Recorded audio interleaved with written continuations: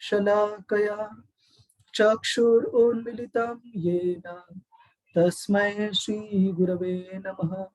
श्रीचैतन्यमनोभीष्टं स्थापितं येन भूतले स्वयं रूप कदा मह्यं ददाति स्वपदान्तिकं। वन्देऽहं श्रीगुरो श्रीयुतापदकमलं श्रीगुरोन् वैष्णवांश्च। श्रीरूपं सागरजाता सगना रघुनाथान्विता तं सजीवं साद्वैतं सावधूतं परिजनसहितं कृष्ण चैतन्य देव श्रीराधा कृष्ण पदा सगना ललिता श्री विशाखान्वितांश्च।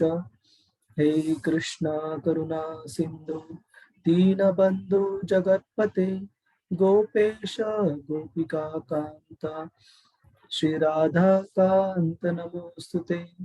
तप्त कांचन गौरांगी श्री राधे वृंदावनेश्वरी वृषभानुसुते देवी प्रणमामि हरिप्रिये। वाञ्छाकल्पतरुभ्यश्च कृपा सिन्धुभ्य एव च पतितानां पावनेभ्यो वैष्णवेभ्यो नमो नमः। नमः ॐ विष्णुपदाय कृष्णपृष्ठाय भूतले श्रीमते भक्तिवेदांत स्वामी इति नामिने। नमस्ते सरस्वते देवी गौरवाणी प्रचारिणी निर्विशेष शून्यवादी पाश्चात्य देशतारिणी। जय श्री कृष्ण चैतन्य प्रभु नित्यानंद श्री अद्वैत गदाधर श्रीवास आदि गौर भक्त वृंदा। हरे कृष्णा कृष्णा कृष्णा हरे हरे हरे राम राम राम हरे हरे हरे कृष्ण। तो आज हम अध्याय क्रमांक 4 ट्रांसडेंटल नॉलेज दिव्य ज्ञान ये शुरू करने जा रहे हैं। तो उससे पहले मुझे पूछना था कि आप सभी भक्तों का जो भी हमने असाइनमेंट दिया था पिछली बार शेयर किया था वो लिखने में वो उसका उत्तर समझने में कंपोज करने में आपको कोई दिक्कत है या फिर टाइमलाइन का भी कोई अगर दिक्कत है। जैसे रजनी माता जी से मुझे बीच में कुछ मैसेजेस मिले थे तो मैंने उनको रिक्वेस्ट कर दिया है कि हम ये अराउंड 7-8 अगस्त तक एक्सटेंड करेंगे। अगर उसमें भी आपको कुछ दिक्कत, क्योंकि कुछ डिवोटीज के कुछ फैमिली इमरजेंसीज चल रहे हैं जिसके वजह से आप देखोगे कि स्ट्रेंथ भी थोड़ा सा कम रहेगा आने वाले कुछ सप्ताह के लिए। तो हमारा ये भक्तों के प्रति कर्तव्य है कि हम उनकी जल्दी से जल्दी उनकी भक्ति पूर्ण रूप से अच्छे से चले, इसके लिए हम कामना करेंगे, हम प्रार्थना करेंगे। और इसी के लिए अगर किसी भक्तों को जिन्होंने इन्फॉर्म नहीं किया उनको भी अगर सबमिशन में कुछ दिक्कत आती है, कुछ समय आपको चाहिए, तो कृपया रजनी माता जी या जानवी माता जी को कृपया इन्फॉर्म कीजिएगा। ठीक है। और उस असाइनमेंट का उत्तर लिखने में किसी को कोई दिक्कत है तो प्लीज पिंग कीजिएगा। और मैं कल तक जो भी अभी स्पेसिफिकली कुछ डिवोटीज अटेंड नहीं कर पा रहे, 2-3 वीक तक ये रहेगा प्रॉब्लम, तो हम यूट्यूब की लिंक पे मैं कल तक सब जो पेंडिंग है वो शेयर कर देता हूँ ताकि सारे भक्तों को सेम पेज पर हम लेके आ सके। हरे कृष्ण। तो हमने पिछले बार तीसरे अध्याय में जो मुख्य मुद्दा जिस पर हमने चर्चा की, हमने वर्णाश्रम जो जो सिस्टम है, वर्णाश्रम की जो भगवान कृष्ण ने जो अरेंजमेंट जो की है उसके बारे में हमने चर्चा की। और हमने ये चर्चा की कि उसका उद्देश्य क्या है, भगवान कृष्ण ने किस तरीके से इस पूरी दुनिया के जीवों के, स्पेसिफिकली जो मनुष्य जीव है, उनके चेतना के उद्धार के लिए इस वर्णाश्रम जो सिस्टम है इसको बनाया है, और ताकि हम प्राणी की जो चेतना है, जो कि सिर्फ ईटिंग स्लीपिंग मेटिंग डिफेंडिंग, इसमें जो लगी है चेतना, उसको धीरे धीरे करके मनुष्य चेतना तक लेके आ पाए, और मनुष्य चेतना से आध्यात्मिक जीवन के लिए आगे बढ़ने के लिए उस चेतना को हम उद्धार कर पाए। इसलिए भगवान कृष्ण ने वर्णाश्रम धर्म को बनाया है। और हमने भक्तों के लिए जो दैवी वर्णाश्रम सिस्टम शिला प्रभुपाद जी ने बताया, जिसमें कि वर्णाश्रम केवल ब्राह्मण क्षत्रिय वैश्य शूद्र इस तरह के विभाजन से नहीं रहेगा भक्तों में, लेकिन भगवान की भक्ति के लिए, भगवान के सेवा के लिए एक भक्त अलग अलग वर्णों में से भी सेवा कर सकता है। इसके बारे में भी हमने चर्चा की, और हमने ये चीज भी गौर से देखी। श्रील प्रभुपाद जी लिखते हैं कि इस वर्णाश्रम धर्म को भगवान कृष्ण ने जब पुनः दोबारा पूरी अपनी ओरिजिनल, अपनी जो पूर्ण ओरिजिनल को हम हिंदी में क्या कहते हैं? हरे कृष्ण।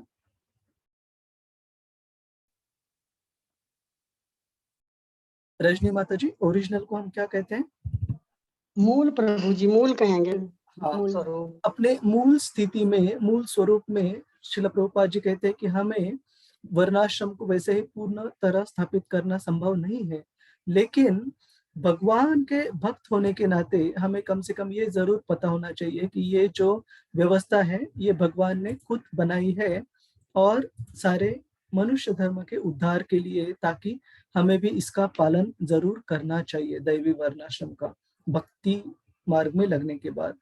और हमने अलग अलग जो अर्जुन के कारण थे युद्ध न करने के, उस पर हम दूसरे तीसरे अध्याय में चर्चा कर रहे थे। स्पेसिफिकली जो युद्ध न करने का चौथा कारण था अर्जुन का, वो कौन सा था? किसी को याद है? 5 कारणों में से आप परंपराओं का, कुल परंपराओं का नाश। हाँ, बहुत बहुत धन्यवाद श्री हरि प्रिया माता जी, प्रगति माता जी, कि कुल परंपराएं जो है, जो पारिवारिक परंपराएं हैं, उनका नाश होना, और जिसके लिए समाज को या फिर कुटुंब को आदर्श रूप में पालन करने के लिए कोई व्यक्ति अगर नहीं रहेगा, कुटुंब प्रमुख नहीं रहेगा, तो जो कुटुंब है, जो समाज व्यवस्था है, वो गलत मार्ग पर चलकर सारे जो परंपरा है उनका विनाश हो जाएगा, वर्ण संकर निर्माण हो जाएंगे। ये अर्जुन की चिंता थी।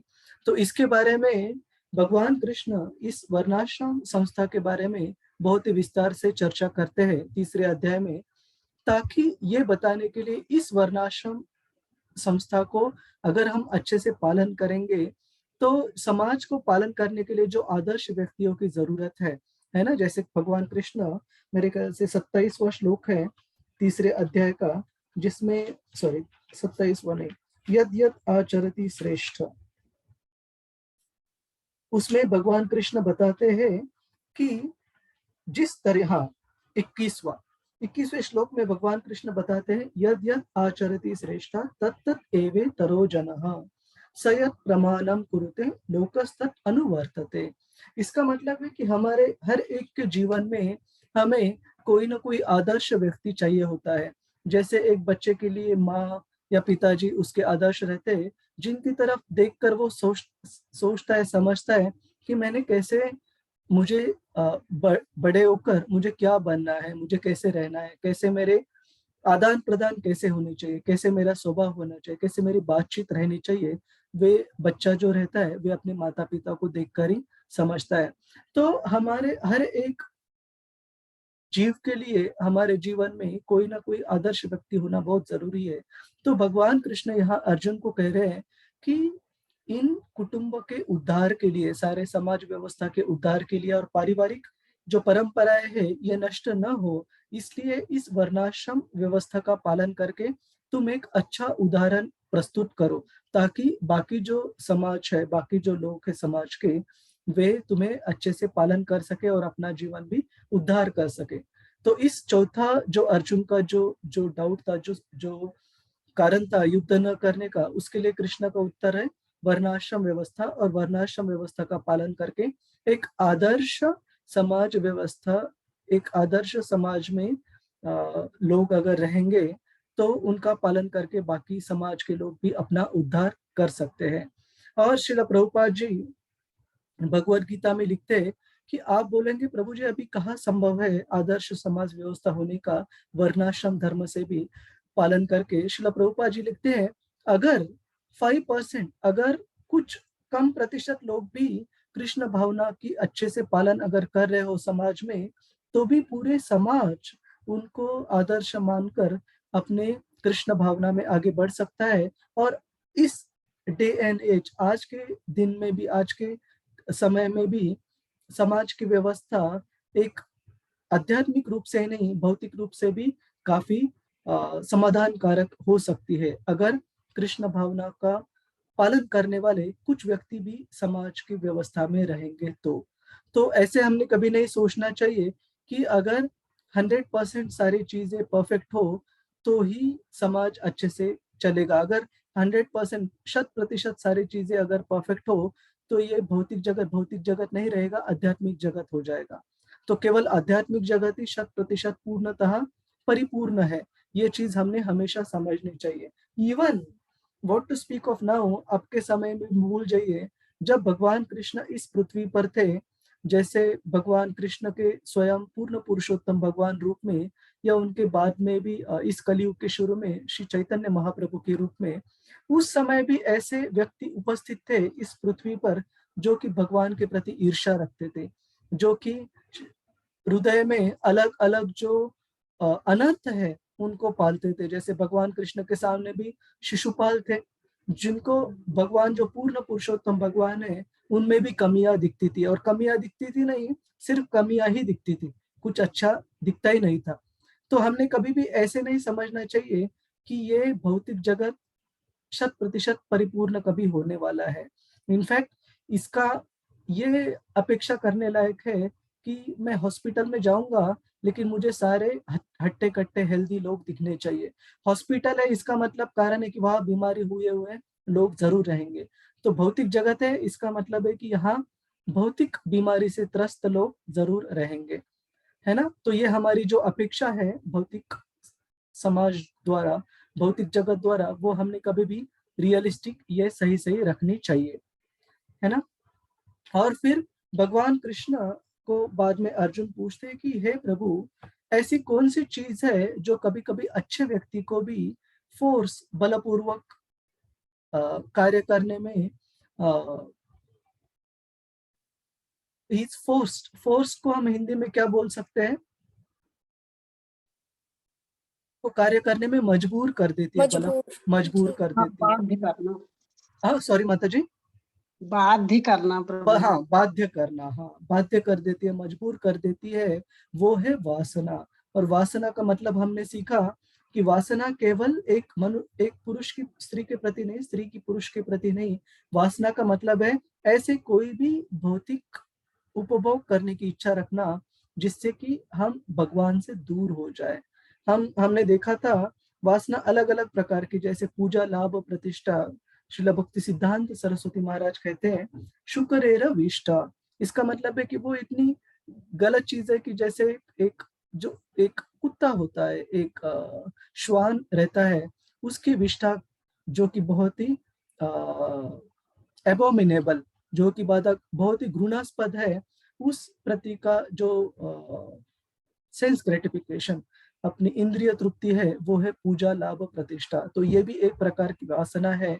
और हमने ये भी चीज चर्चा की थी, इस वासना का जो मूल कारण है वो है भगवान कृष्ण की जो स्थिति है, उनकी जो स्थिति है जहाँ की सारे जीव आध्यात्मिक जगत में उनकी सेवा में लगे हैं। वो स्थिति हम जाने अनजाने में जो बद्ध जीव रहते हैं खुद लेने की कोशिश करते हैं, और इसे इस भौतिक जगत की वासना कहा जाता है। इसका मतलब यह नहीं कि केवल हम इंद्रिय भोग या आनंद करने की इच्छा रखते हैं, वो आनंद करने की इच्छा एक तरीके से हमारी वो इच्छा रहती है कि भगवान कृष्ण की जो स्थिति है, उनकी जो लेवल है, वो हम प्राप्त करना चाहते हैं जाने अनजाने में। और कौन सी लेवल है उनकी? He is a proprietor, controller and enjoyer, जो कि इस पूरे जगत के वे मालिक है, नियंत्रक है, प्रोप्राइटर, कंट्रोलर और एंजॉयर और उपभोक्ता है। तो वो जो भगवान की स्थिति है, जाने अनजाने में बद्ध जीव जो रहता है वो हासिल करने की कोशिश करता है, जिसे हम भौतिक वासना कहते हैं। और भगवान कृष्ण इस तीसरे अध्याय को कंक्लूड करते हैं ये कहकर कि इस वासना से अगर हमें बचना है तो केवल और केवल भक्तिमय कार्यों में अपने जो इंद्रिय है उन्हें एंगेज को हम क्या बोल सकते हैं, उन्हें भक्तिमय कार्यों में लगाकर केवल और केवल हम इस वासना से हमारे मन को, हमारे इंद्रियों को दूर लेके जा सकते हैं। केवल और केवल भक्ति, और specifically he mentions about regulative principles, जो भक्ति के जो नियम है उनका पालन कर कर हम अपने मन को और बाकी इंद्रियों को वश में कर सकते हैं भगवत भक्ति में। तो ये हमने पिछले बार कुछ मुद्दों पर चर्चा की। और कोई प्रश्न या कोई टीका टिप्पणी है किसी भी भक्त की जो हमने पिछले बार चर्चा की, और कोई मुद्दा अगर रह गया हो किसी भी भक्त? हरे कृष्णा। कोई मुद्दा अगर हमारे चर्चा से छूट गया हो तो कृपया आप हाथ रेस कर सकते हैं। ठीक है, हम शुरू करते हैं। तो आज के जो अध्याय, आज का जो अध्याय है उसका शीर्षक है ट्रांसेंडेंटल नॉलेज, दिव्य ज्ञान। तो इसमें भगवान कृष्ण बताते हैं कि ये जो दिव्य ज्ञान है ये भगवान केवल अभी अर्जुन को नहीं बता रहे हैं, ये जन्मों जन्मांतर से सारे भौतिक जीवों के उद्धार के लिए भगवान कृष्ण ने इस भौतिक जगत में इसकी एक श्रृंखला बनाई है। और उस श्रृंखला में जो भाग लेने वाले जो जीव है वो साधारण जीव नहीं है जिनको ये भगवत ज्ञान प्रदान किया जाता आ रहा है। वे जीव बहुत ही विशेष ऐसे राजर्षि बताए गए। राजर्षि मतलब राजा जो कि एक ऋषि जैसे हो, जो कि एक भक्तिमय मार्ग से अपने राज्य को चलाने वाले जो राजा है उनको राजर्षि कहा जाता था, सेंटली किंग्स। तो ऐसे सेंटली किंग्स, ऐसे राजर्षि राजा से, हरे कृष्णा प्रभु जी, ये जो भगवत गीता का ज्ञान था ये काफी लंबे समय से इस भौतिक जगत में चला आ रहा है, और इसके बारे में कुछ विस्तार से भी हम चर्चा करेंगे कितने लंबे समय से। और अभी इस श्लोक में आगे वाले कुछ श्लोक हम देखने जा रहे हैं, कुछ मैथमेटिकल, कुछ गणित के कंप्यूटेशंस, कुछ आपको गणित के संख्या दिखेगी, कंप्यूटेशन किया हुआ दिखेगा। तो आपको कभी कभी लगेगा कि ये भक्तिमय मार्ग में इतने सारे कॉम्प्लेक्स चीजें याद रखना बहुत जरूरी है क्या? तो हमने जरूर प्रयास करना चाहिए हमारे बुद्धि का इस्तेमाल कर कर जितना हो सके इसे अच्छे से समझने का। क्यों? क्योंकि भगवान कृष्ण को समझने के लिए हम जितने अच्छे से अपने इंद्रिय, अपनी बुद्धि लगाएंगे उतने अच्छे से हमारी जो कन्विक्शन है, हमारी जो कन्विक्शन को हम हिंदी में क्या बोलते हैं? दृढ़ता। दृढ़ता। हाँ, हमारी भक्ति में जो दृढ़ता है, जो स्थिरता है, वो और दृढ़ होती जाएगी। और इसका मतलब है, मैंने ये चीज पहले भी कही थी कि आप सभी भक्त इतने अच्छे से साधना भक्ति का पालन करते हो, इतने अच्छे से श्रील प्रभुपाद जी की किताबें पढ़ते हो, इतने अच्छे से नामनिष्ठा प्रभु जी के, श्रील प्रभुपाद जी के क्लासेस सुनते हो। तो ये इसी के लिए करना है ताकि जब हमारे जीवन में कोई भी दिक्कतें, कोई भी परीक्षा आती रहे, और इसका मतलब मैंने ये बताया था कि ऐसे नहीं कि दिक्कत आएगी या नहीं आएगी, सिर्फ इतना सवाल है कि कब आएगी, है ना? क्योंकि भौतिक जगत में रह रहे तो परीक्षा आनी ही आनी है। भगवान कृष्ण बताते हैं कि ये जो जीवन, जो मनुष्य जगत है, दिस इज दुखालयम अशाश्वतम। इसका मतलब है कि शाश्वत नहीं है, और दुखालय मतलब इसमें एक डिफिकल्टी, एक दिक्कत के बाद दूसरी दिक्कत आने वाली है। दूसरे अध्याय में जब वो श्लोक आता है, कार्पण्य दोषो बहतो स्वभाव, जिसमें जब अर्जुन भगवान कृष्ण को शरण जाते हैं, उस श्लोक के तात्पर्य में श्रील प्रभुपाद जी लिखते हैं कि इस जगत में जो दिक्कतें, जो मुश्किलें हैं, उनका आना मतलब एक सागर के लहरों के आने जैसा है, कि सागर की लहरें कभी रुकती नहीं है आते वक्त, है ना?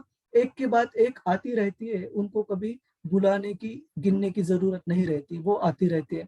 उसी तरह भगवत सॉरी उसी तरह भौतिक जगत में भी जो मुश्किलें हैं उनको बुलाने की जरूरत नहीं। और आज के चर्चा सत्र में हम ऐसा भी एक मुद्दा देखेंगे कि भगवान की भक्ति में भी, है ना, भगवत भक्ति के प्रचार प्रसार में आध्यात्मिक संस्था जब हम चलाते हैं, उसमें भी जो काल है, भगवान की जो काल रूपी शक्ति है, उसका प्रभाव भी इवन जब तक भौतिक जगत रहेगा, आध्यात्मिक चीजों में भी काल का प्रभाव जरूर रहता है। उसके बारे में भी हम कुछ उदाहरणों पे चर्चा करेंगे। तो यहाँ पर कुछ कमेंट, ओके ठीक है, हम आगे बढ़ते हैं। तो पहला श्लोक हम दोहराएंगे। और मैंने एक और मुद्दा मुझे याद आया, भगवत गीता के कुछ सिलेक्टेड वर्सेस मैंने शॉर्टलिस्ट किए अपने रिसाइटेशन के लिए। काफी एग्जॉस्टिव लिस्ट है, मेरे ख्याल से पूरे मैंने गिने नहीं, लेकिन सारे श्लोक 100 से भी ऊपर है। It will be between 100 to 150। तो मेरा आप सभी से विनती है कि अगर एक या दो भक्त वॉलंटियर करते जो कि समय निकाल सकते हैं, तो ये सारे श्लोक हम देवनागरी लिपि में भी वर्ड डॉक्यूमेंट PDF इसका बना सकते हैं, और सारे भक्तों के लिए रिसाइटेशन के लिए, याद करने के लिए या दोहराने के लिए भी हम ये शेयर कर सकते हैं, है ना। ताकि जो भी महत्वपूर्ण श्लोक है, जैसे कि श्रील प्रभुपाद जी ने जो 30 महत्वपूर्ण श्लोक बताए, वो भी इसमें कवर होते हैं। और भक्ति शास्त्री के जो भी याद करने लायक, याद करने के लिए जो श्लोक है, वो सारे भी इसमें कवर हो जाते हैं। और हम इसको अलग अलग भाग में हर हर प्रतिदिन इसको दोहरा सकते हैं, जैसा हमारा समय मिले। ठीक है, तो बाद में अभी तुरंत आपको बताने की जरूरत नहीं, लेकिन कोई अगर भक्त इसके लिए वॉलंटियर करना चाहे तो कर सकते हैं। हरे कृष्णा प्रभु जी। हरे कृष्णा संजय प्रभु जी प्रभु जी, मैं इसको हिंदी में PDF बना रहा हूँ।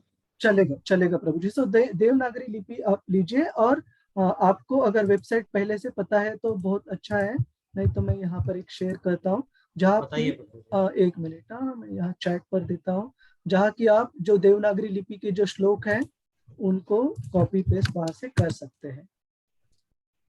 ठीक है, मैं तो प्रभु जी उससे गूगल उससे करता हूँ, फिर बाद में उसको सुधार करता हूँ थोड़ा थोड़ा। हाँ, तो इसमें से आप अगर लेंगे प्रभु जी तो गूगल ट्रांसलेशन की जरूरत नहीं है।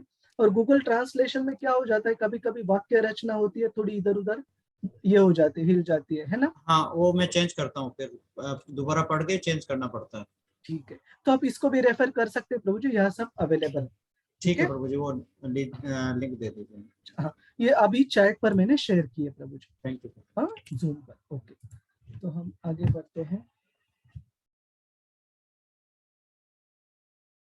श्री भगवान उवाच इमं विवस्वते योगं प्रोक्तवान् अहम् अव्ययम् विवस्वान् मनवे प्राह मनोरीश्वरकवे ब्रवीत्। इसका हम हिंदी अनुवाद इसी वेबसाइट पर जाकर चेक करेंगे हिंदी में।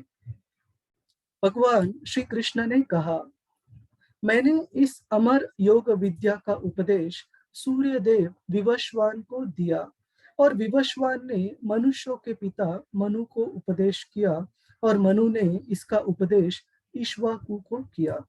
इस प्रकार से हम देखते हैं कि इस भौतिक जगत में भगवत गीता का जो ज्ञान है वो कैसे गुरु शिष्य परंपरा में भगवान कृष्ण से चलते आ रहा है।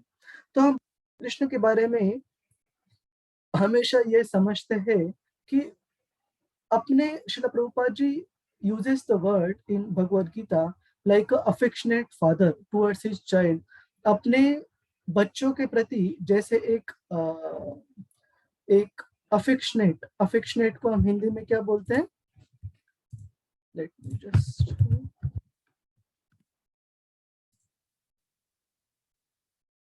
एक स्नेही, एक जैसे प्रेम करते हैं पिताजी अपने बच्चों के लिए, वे अपने बच्चों के हमेशा अच्छाई के लिए सोचते हैं।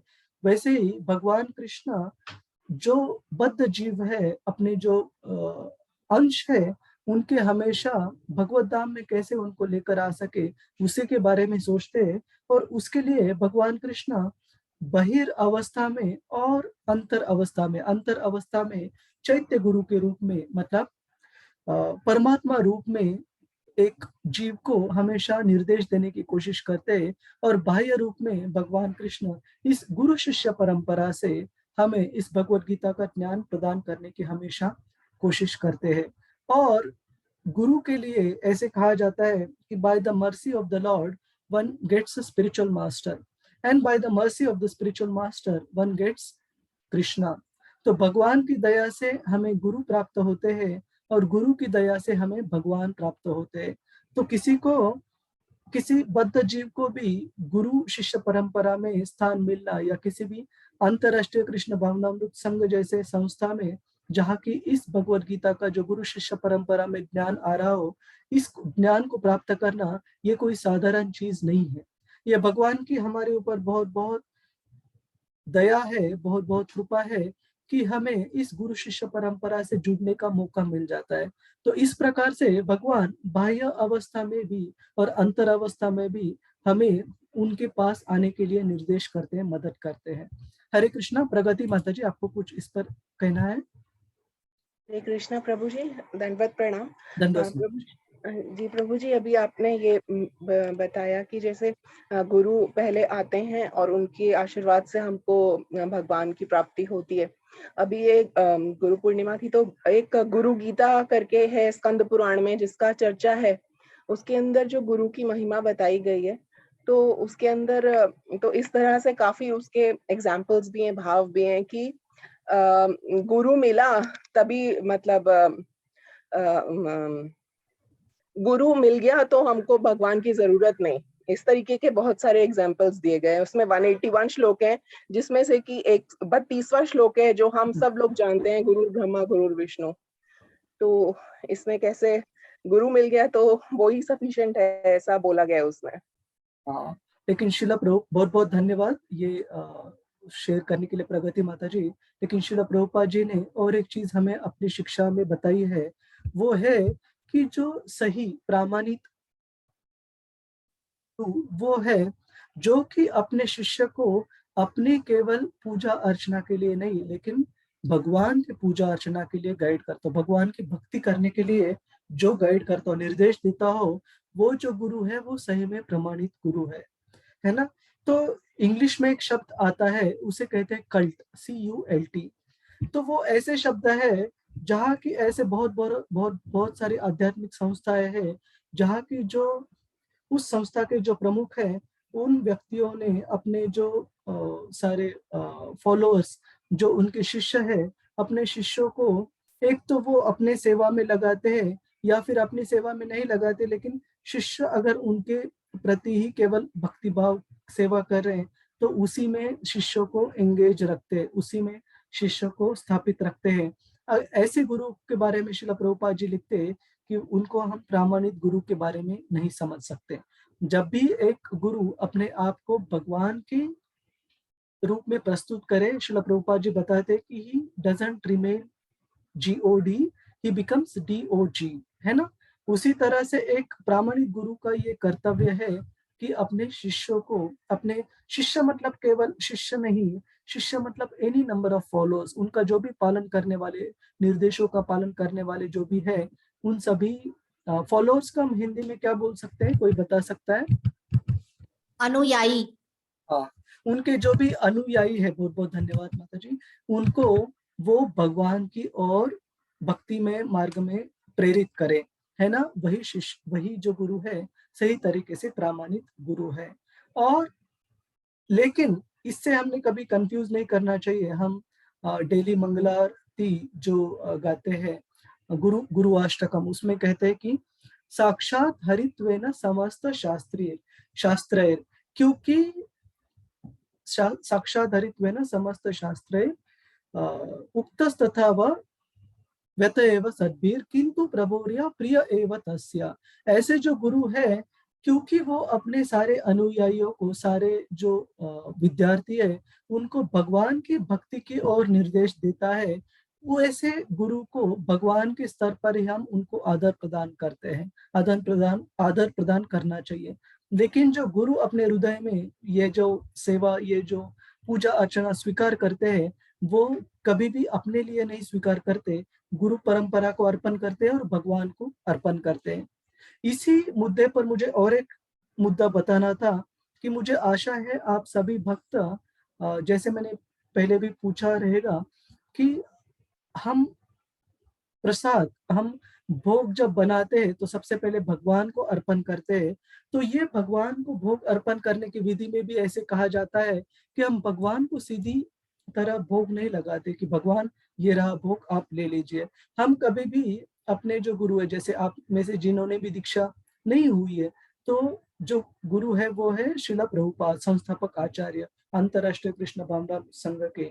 जब तक आप दीक्षा नहीं लेते किसी श्रील प्रभुपाद जी के विद्यार्थी पार्षद द्वारा, और जिनकी दीक्षा हुई भी है उनका भी ऐसे कहा जाता है विधि, जो भोग अर्पण करने की विधि है, हम कभी भी भोग अपने महाराज को पहले अर्पण करते हैं और हम प्रार्थना करते हैं कि हे गुरु महाराज, इस भोग को आप कृपया एक प्रेम में ऑफरिंग जो है, आप जो ऑफरिंग है उसके रूप में स्वीकार कीजिए, और श्रील प्रभुपाद जी बाकी जो गुरु परंपराएं हैं उनके द्वारा श्री श्री गौर निताय, श्री राधा कृष्ण, इनको ये भोग अर्पण कीजिए। तो ये एक एक जो शिष्य रहता है गुरु शिष्य परंपरा में, उसकी चेतना हमेशा ये रहती है कि मेरा ये स्तर नहीं, मेरी ये पात्रता नहीं है कि कोई भी चीज मैं भगवान को सीधी तरीके से अर्पण कर पाऊं। इसीलिए, और भगवान ये स्वीकार भी नहीं करेंगे मेरी जो भी अनर्थ है मेरे हृदय में, उससे ना तो ये मेरी पात्रता है, ना तो मैं भगवान को कुछ अर्पण करने के लायक हूँ। तो लेकिन किंतु प्रभोर्या प्रिय एव तस्य, लेकिन हमारे जो गुरु महाराज है और गुरु शिष्य परंपरा में जो हमारे संस्थापक आचार्य श्रील प्रभुपाद जी है, ये कृष्ण के शुद्ध भक्त होने के कारण इनसे भगवान कृष्ण जरूर स्वीकार करेंगे। तो एक भक्त का काम है कि अपने गुरु महाराज जी को, या फिर आपकी दीक्षा नहीं हुई है तो श्रील प्रभुपाद जी को भोग अर्पण करें, और हम हमारे गुरु महाराज जी को या फिर श्रील प्रभुपाद जी को विनती करते हैं कि आप गुरु शिष्य परंपरा थ्रू ये जो भोग है वे भगवान कृष्ण, श्री श्री गौर निताय और श्री श्री राधा कृष्ण को अर्पण कीजिए। तभी भगवान इसका स्वीकार करेंगे और तभी अपने गुरु महाराज के थ्रू हमें महाप्रसाद की प्राप्ति होगी। तो ये जो फिलोसॉफिकल मुद्दा है, ये जो तत्व ज्ञान का मुद्दा है, हमें बहुत अच्छी तरह समझना चाहिए कि हमारी जो अंतरराष्ट्रीय कृष्ण भावनामृत संस्था है वो एक कल्ट नहीं है। श्रील प्रभुपाद जी ने कभी हमें ये नहीं सिखाया कि मुझे आपकी जो सेवा है, पूजा अर्चना है, वो मुझे अर्पण करो। श्रील प्रभुपाद जी ने हमेशा ये बताया कि मैं तो एक पोस्टमैन, एक डाकिया की तरह हूँ, जो कि भगवान का जो निर्देश है, भगवान का जो संदेश है, वो गुरु शिष्य परंपरा में प्राप्त कर कर आपको पहुंचा रहा हूँ। इतनी ही मेरी क्रेडिबिलिटी, इतनी मेरी जो भी मेरी स्तर है वो केवल यही है।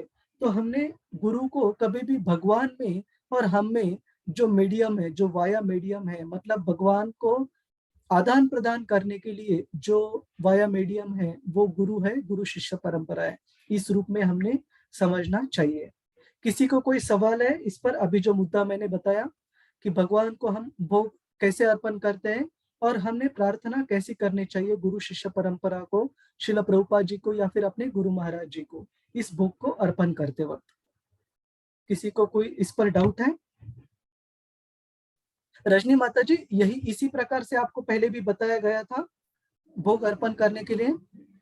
प्रभु जी, अभी तक हमने दीक्षा नहीं ली है, पर हमने ऐसा सुना है कि पहले गुरु को ही और फिर गुरु से डायरेक्ट, क्योंकि हम जब भी बद्ध जीवी मुक्त जीव हो जाते हैं तो पहले जब भी कृष्ण के धाम जाते हैं तो गुरु पहले मिलते हैं और फिर वो गुरु लेके हमें कृष्ण के पास जाते हैं, ऐसा कुछ सुना है।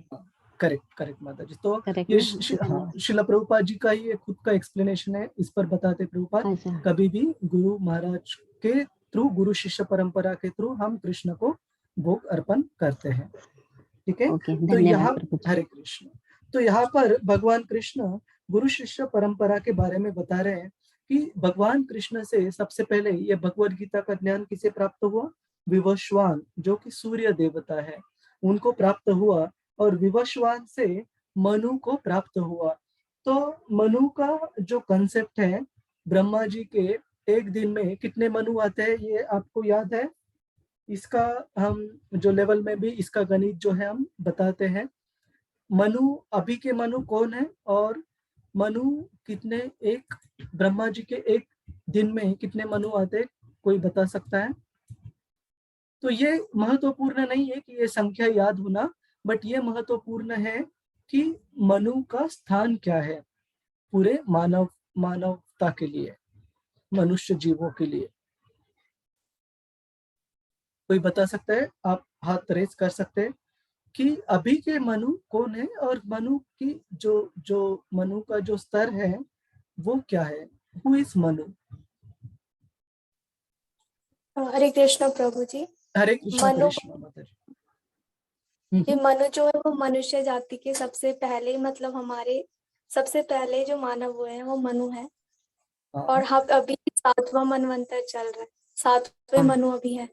और ब्रह्मा के एक दिन में शायद 14 मनु आते हैं। बिल्कुल सही बताया करिश्मा माता जी ने कि ब्रह्मा जी का एक दिन जो रहता है उसमें 1000 दिव्य युग, 1000 दिव्य युग रहते, 4 युगों के साइकिल बनाकर ऐसे 1000 साइकिल रहते हैं और 14 मनु रहते हैं।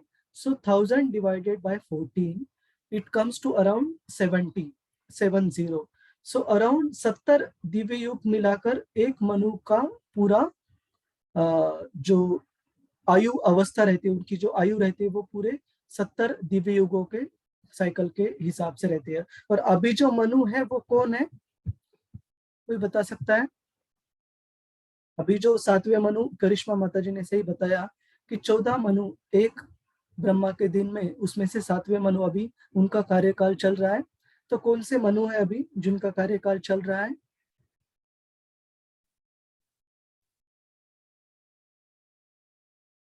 ये जो मनु है ये है वैवस्वत मनु। आप अगर श्रीमद् भागवतम देखोगे 3रे स्कंध में तो कपिल मुनि जी की कथा आती है, तो उसमें कहा जाता है देवाहुति स्वयंभुव मनु जो कि देवाहुति जी के पिताजी थे, अपने बेटी का विवाह करदम मुनि से करते हैं। तो स्वयंभुव मनु, क्यों ये एक्सप्लेनेशन, ये जो बात आती है क्यों आती है? क्योंकि इस श्रीमद् भागवतम में जो हमारे पास है, ब्रह्मा जी के इस दिन में भगवान की जो भी लीलाएं हुई है उनका संक्षिप्त में वर्णन है। ऐसे श्रीमद् भागवतम ब्रह्मा जी के अलग अलग दिनों के भगवान की लीलाओं के बारे में भी है। और उच्च जगत जो है वहां पे भागवतम, हमारे भागवतम से भी काफी बड़े भागवतम वहां पर है। जैसे हमारे भागवतम में केवल 18,000 श्लोक है, जो उच्च लोक है उनमें भागवतम में 1 लाख उससे भी ज्यादा श्लोक पाए जाते हैं। तो coming back to this particular verse, इस श्लोक में आने के लिए भगवान कृष्ण यहाँ कह रहे हैं कि उन्होंने ये जो ज्ञान भगवद गीता का था सबसे पहले विवस्वान सूर्य देवता को प्रदान किया। और विवस्वान सूर्य देवता, आप अगर श्रीमद् भागवतम का पिछले वाला जो पिछले पेजेस है, अपेंडिक्स के जो पेजेस है, उस पे आप देखोगे, मुझे हर एक स्कंद में तो मुझे देखना पड़ेगा, लेकिन मेरा अभी रिसेंटली 9वां स्कंद खत्म होने को है। तो उसके एंड में आप अगर देखोगे तो पूरे सूर्य वंश की और चंद्र वंश की जो पूरी लिनिएज है, जो पूरी लिनिएज को श्रृंखला जो है वे हम देखते हैं। तो उसमें देखते हैं कि सूर्य वंश के जो सबसे पहले है विवस्वान जी है, सूर्य देवता है, और जो चंद्र वंश के हैं उनकी भी पूरी लिनिएज वहां पर बताई गई है। तो विवस्वान से ये जो भगवद गीता का ज्ञान है ये प्राप्त हुआ मनु को। और इस स्पेसिफिकली अभी के मनु की जो आयु चल रही है वो है वैवस्वत मनु। और इनके बारे में भी श्रील प्रभुपाद जी लिखते हैं कि इनके जीवन की कितनी आयु खत्म हुई है। अभी के जो वैवस्वत मनु है उनकी आयु बताई गई है 305 मिलियन ईयर्स। अभी मिलियन को हम करोड़ में अगर बताएं तो 30.53 करोड़ कोटि वर्ष ये वैवस्वत मनु की आयु है। और इसमें से 12 कोटि जो साल है वे बीत गए हैं वैवस्वत मनु की। ये आपको 4.1 के तात्पर्य में सब इंफॉर्मेशन ये मिलेगी, श्रील प्रभुपाद जी लिखते हैं। और ये वैवस्वत मनु से ये जो ज्ञान था ये प्राप्त हुआ महाराज ईक्ष्वाकु को, जो कि सूर्य वंश के एक शुरू के बहुत महत्वपूर्ण राजा है और महाराज इक्ष्वाकु के ही वंश में बाद में भगवान प्रकट हुए प्रभु श्री रामचंद्र जी के रूप में त्रेता युग में। तो श्रील प्रभुपाद जी यहाँ हाई लेवल पर जो मैथमेटिकल कंप्यूटेशन है वे बताते हैं कि ये हम लेवल 1 के इसमें भी कवर करते हैं। तो मुझे एक बार जस्ट यहाँ पर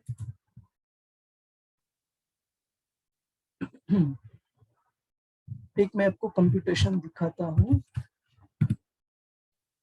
ये आपने लेवल 1 के भगवद गीता पाठ्यक्रम में भी शायद कंप्लीट किया रहेगा, पर जस्ट रिवीजन के लिए।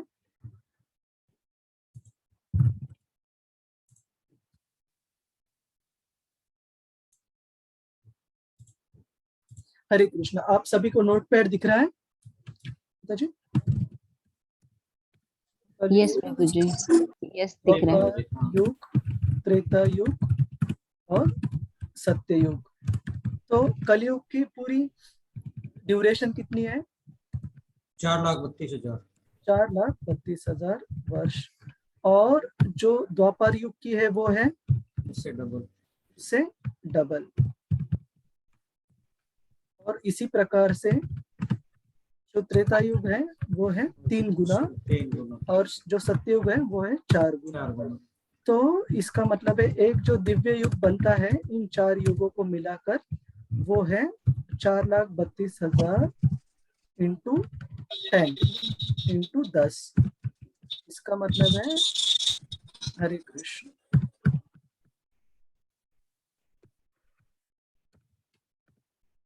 सो 4.32 मिलियन या फिर 43,20,000 साल जो ड्यूरेशन है, जो समय है, वो ब्रह्मा जी का 12 घंटे, ये ब्रह्मा जी के 12 घंटे इससे बनते हैं। एंड सिमिलरली ब्रह्मा जी की रात भी रहती है वो 12 घंटों की, वो रहती है इसी ड्यूरेशन की। सो 8.6 मिलियन ईयर्स मतलब 86,40,000 जो वर्ष है ब्रह्मा जी के एक दिन को बनाते हैं, 24 घंटे को। तो यहाँ पर श्रील प्रभुपाद जी लिखते हैं कि कलयुग अभी जो 5,000 साल पहले शुरू हुआ है, इससे पहले द्वापर युग आया जिसकी की ड्यूरेशन थी अराउंड 800,000। श्रील प्रभुपाद जी अप्रोक्सीमेट बता रहे हैं 8 लाख साल, एक्यूरेटली अगर देखें तो 8,64,000 साल।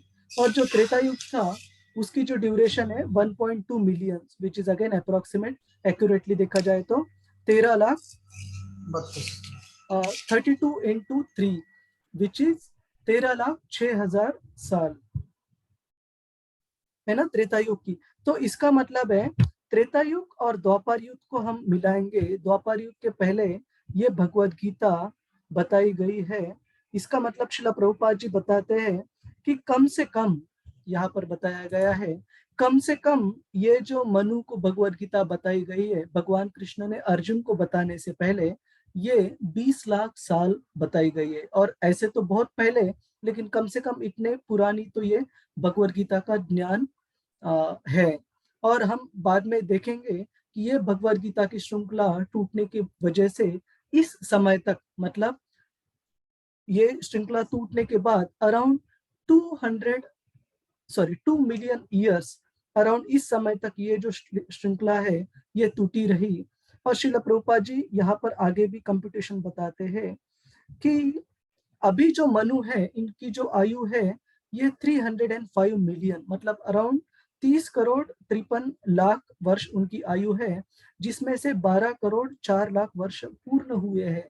तो ये मनु की आयु के शुरू में ये भगवद गीता का ज्ञान उनको प्राप्त किया गया। ये अगर हमने माना तो कम से कम ये जो भगवद गीता का ज्ञान है ये कम से कम 112 कोटि 4 लाख वर्ष पुराना है। और 2 मिलियन मतलब अराउंड 20 लाख वर्षों से इस ज्ञान की जो श्रृंखला है ये कट हुई है, टूटी हुई है। तो इस श्रृंखला को भगवान कृष्ण अपने भक्त अर्जुन को अपने शिष्य के रूप में धारण करके इस भगवद गीता के ज्ञान को फिर से बता रहे हैं। और क्यों बता रहे हैं? भगवान कृष्ण बताते हैं इमम राजर्षयो विदु, कि ये जो भगवद गीता का ज्ञान है इसलिए राजर्षियों को दिया जाता था ताकि वो अगर भगवान की भक्ति का अच्छे से पालन करेंगे तो ऐसे कहा जाता है यथा राजा तथा प्रजा यत यत आचरति श्रेष्ठ। अगर राजा भक्तिमय मार्ग का अच्छे से पालन कर रहे हो तो प्रजा भी अच्छे से भक्तिमय मार्ग का ऑटोमेटिकली पालन करते हैं। जैसे कि हम भगवान कृष्ण के समय पे भी काफी उदाहरण देखते हैं। जैसे एक बार हम उदाहरण देखते हैं कि एक ब्राह्मण भगवान कृष्ण के जो नाना जी थे, जो कि सही भगवान कृष्ण ने उनको राजा के स्तर पर राज्य सिंहासन पर बिठाया था, महाराज उग्रसेन। महाराज उग्रसेन के पास एक ब्राह्मण आए और उन्होंने कहा, हे महाराज, ऐसे कैसे हुआ कि यूजुअली जो बेटा है वो अपने पिताजी के बाद उसका देहांत होना चाहिए, लेकिन मेरे जीते जी मेरे बेटे का मुझे देहांत देखना पड़ा। इसका मतलब ये जरूर होना चाहिए कि जो राजा है वो ठीक से धर्म के निर्देशों का अच्छे से पालन नहीं कर रहे हैं। उनके पालन करने में कुछ ना कुछ कमी रह गई हो, जिस प्रकार से इस अधार्मिक चीजें हो रही है। तो जो उग्रसेन महाराज थे उन्होंने तुरंत ये मान्य कर लिया। उन्होंने ये नहीं बताया कि आप तो अकेले जो व्यक्ति हो जो ये कंप्लेन लेकर आए हो, लेकिन 99.99% 99.99% जो लोग हैं वे अच्छे से सुख से रह रहे हैं, तो मेरी तरफ से कुछ कमी नहीं है, ऐसे उन्होंने बिल्कुल नहीं बताया। वो तुरंत तैयार हो गए थे अपने राज्य सिंहासन का और अपने राज्य का त्याग करने के लिए कि आप जो बोल रहे हो वो सही है, मैं ठीक से धर्म का पालन नहीं कर रहा हूँ। लेकिन उस स्थिति को सुधारने के लिए, उस स्थिति को, उस जो अवस्था है उसको फिक्स करने के लिए भगवान श्री कृष्ण और अर्जुन तुरंत यमराज के जो उनका जो प्लेनेट है, उनका जो ग्रह है वहां पर जाते हैं और उस बच्चे के, उस ब्राह्मण के बच्चे को फिर से यमलोक से लेकर आते हैं, है ना। तो इससे हम ये देखते हैं कि पुराने जमाने में, मतलब वैदिक संस्कृति में, एक जो राजा थे वो अपने प्रजा के लिए कितना दायित्व रखते थे। और ऐसे बहुत भी अच्छे, बहुत दूसरे भी उदाहरण श्रीमद् भागवतम में हम देखते हैं। जैसे एक उदाहरण आता है महाराज शिबी का। महाराज शिबी के पास एक हॉक, हॉक को हम हिंदी में क्या बोलते हैं? एक बाज पक्षी। बाज पक्षी जो कि एक कबूतर को फॉलो कर रहा था उसको खाने के लिए। तो कबूतर जो रहता था वो राजा के शरण में आ जाता है, शिबी महाराज के, और कहता है कि हे महाराज शिबी, जिस तरीके से बाकी जीव भी आपकी प्रजा है उस तरह मैं भी आपकी प्रजा का एक भाग हूँ, तो आप कृपया मेरी रक्षा कीजिए। और ये जो बाज पक्षी इस कबूतर को फॉलो कर रहा था उसको ग्रहण करने के लिए, खाने के लिए, वे भी महाराज शिबी के पास आता है कि कहता है कि ये जो कबूतर है ये मेरा भक्ष्य है, अगर मैं मेरे भक्ष्य को नहीं भक्षण करूंगा तो मैं जीवित कैसे रहूंगा। तो महाराज शिबी हम देखते हैं कि अपने प्रजा के प्रति इतने जो निम्न स्तर के जो जीव है उनको बचाने के लिए भी वे अपनी पूरी जान लगा देते हैं। वो अपने शरीर का मांस तुला कर कर उस बाज पक्षी को देने के लिए तैयार हो जाते हैं उस कबूतर के वजन के अनुसार। और बाद में कितना भी वो मांस जब वो डालने लगे, अगर वो तुला नीचे नहीं जाती है तो खुद बैठने के लिए राजी हो जाते हैं कि आप कृपया मुझे भक्षण कीजिए इस कबूतर को उसकी जान देने के लिए।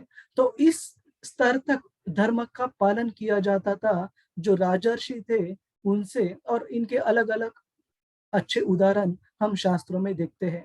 शिबी महाराज की तरह दूसरा उदाहरण भी आता है। वैसे तो काफी उदाहरण है, लेकिन आप में से किसी भक्तों को कोई उदाहरण याद आते हैं ऐसे धर्म का पालन करने वाले राजा से, जिनके राज्य में पूरी जो प्रजा थी वो पूरी तरह भी अच्छी तरह धर्मों का पालन करती थी? बहुत सारे उदाहरण आते हैं। और कौन से महाराज हैं? संजय प्रभु, हरे कृष्णा।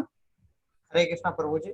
हाँ, मैंने बचपन में वो हरिश्चंद्र, राजा हरिश्चंद्र का हाँ, हरिश्चंद्र महाराज जो कि बहुत ही दानशूर महाराज कर भी बहुत प्रसिद्ध थे। वे कभी किसी को ना नहीं कहते थे। और राजर्षि ही क्या, काफी सारे जो आसुरिक प्रवृत्ति के जो राजाएं थे जैसे महाराज जरासंध, वो भी बहुत दानशूर थे, है ना। तो उस समय के जो आसुरिक प्रवृत्ति के जो लोग थे, आज के समय के धार्मिक लोगों से भी उनके गुण काफी परे थे। है ना। तो उस समय का जो धर्म का पालन करने का जो स्तर था बहुत ही एग्जेम्पलरी, बहुत ही ऊंचा था। और हम दूसरा, बहुत बहुत धन्यवाद संजय प्रभु। और हम दूसरा भी उदाहरण हम देखते हैं, जैसे महाराज रंती देव का।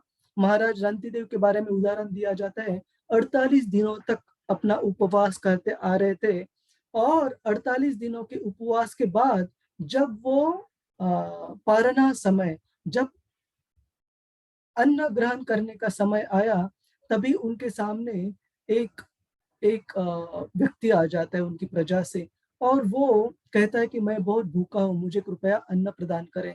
तो इसके बारे में मैं कल ही एक क्लास सुन रहा था महाराज रंती देव के ऊपर, कि हम अगर उनके जगह रहते तो हम इतने गुस्सा हो जाते, उस व्यक्ति को मार देते। क्यों? क्योंकि मैं 48 दिनों से मैं भूखा प्यासा हूँ, निर्जला कर रहा हूँ, उपवास कर रहा हूँ, और अभी मैं अन्न ग्रहण करने आया हूँ, अभी तुम्हें आना था। लेकिन रंती देव महाराज वो बिना किसी गुस्से के उस व्यक्ति को आधा अपना अन्न जो थाली थी वो आधा अन्न प्रदान करते हैं। और उसके बाद वो कहानी आगे जाती है कि एक चंडाल भी अपने कुत्तों को लेकर आता है, और वैदिक संस्कृति में चंडाल को कहा जाता है डॉग ईटर्स। तो वो अपने कुत्तों को लेकर आ जाता है। वो कहता है कि मेरे कुत्ते भी प्यासे हैं, तो बाकी बचा हुआ अन्न उसको देकर उसके कुत्तों के लिए भी जो पानी बचा हुआ था वो भी महाराज रंतीदेव अर्पण कर देते हैं। तो इस तरीके से हम अलग अलग उदाहरण देखते हैं। इवन महाराज परीक्षित का, महाराज परीक्षित इतने महान राजा थे कि कली, साक्षात कली, उसने भी महाराज परीक्षित से भिक्षा मांगी उनके राज्य में रहने के लिए जगह के रूप में, और महाराज परीक्षित ने कली को भी ना नहीं कहा। तो इस प्रकार से हम देखते हैं कि उनकी प्रजा में जो भी जीव रहते थे वे अपने उत्तरदायित्व के रूप में, महाराज जो राजा थे उनके प्रजा के बारे में सोचते थे कि उन प्रजा का भरण पोषण मेरे लिए उतना ही महत्वपूर्ण है जितना मेरे अपने बच्चों का। इनफैक्ट वो अपने खुद के जान से भी ज्यादा अपने प्रजा के भलाई के लिए, उनके भरण पोषण के लिए ध्यान देते थे। तो ऐसे राजाओं के पास ये भगवत गीता का जो ज्ञान था, ये गुरु शिष्य परंपरा में भगवान कृष्ण ने इस गुरु शिष्य श्रृंखला से वो ज्ञान उनको प्राप्त किया जाता था। और उन राजा से उनकी जो समस्त प्रजाएं थी, सारे जो जीव थे, उनको भी ये भक्ति का ज्ञान प्राप्त होता था, जिससे कि वो भगवत धाम जा सके, इस भौतिक जगत से ऊपर उठ सके। और आगे चलकर भगवान कृष्ण कहते हैं, स काले नेह महता योगे नष्ट परंतपः। समय के साथ ये जो श्रृंखला है, ये जो उत्तराधिकार है, ये श्रृंखला टूट गई है, जिसकी वजह से मैं ये जो भक्ति का विज्ञान है ये खो गया है, ये ज्ञान खो गया हुआ प्रतीत होता है, और मैं ये ज्ञान फिर से पुनर्स्थापित कर रहा हूँ, इस गुरु शिष्य परंपरा को पुनर्स्थापित कर रहा हूँ। तो ये जो एक मुद्दा है काले नेह महता, इस पर हम थोड़ी सी चर्चा करेंगे। और श्रील प्रभुपाद जी के कुछ तात्पर्य, कुछ क्लास में से भी हम छोटे छोटे स्निपेट यहाँ पर लेके आए हैं, ये समझने के लिए कि इस भौतिक जगत में ये जो काल का प्रभाव है कितना महत्वपूर्ण है। और हम भगवत भक्ति का पालन कर रहे हैं, इसका मतलब ये नहीं कि हम पर इस काल का प्रभाव नहीं होगा, इस आध्यात्मिक संस्था पर इस काल का प्रभाव नहीं होगा, लेकिन हमें इसके लिए तैयार रहना बहुत बहुत जरूरी है। तो कोई भक्त है जो कि ये पढ़ना चाहते हैं श्रील प्रभुपाद जी की वाणी? हरे कृष्णा। नेहा माता जी। हरे कृष्णा प्रभु जी, दंडवत प्रणाम। प्रभु जी मुझे स्क्रीन दिखाई नहीं दे रहा है इसमें। स्क्रीन, ओ सॉरी माता जी, may be I forgot to share, 1 second. अभी दिख रही है आपको?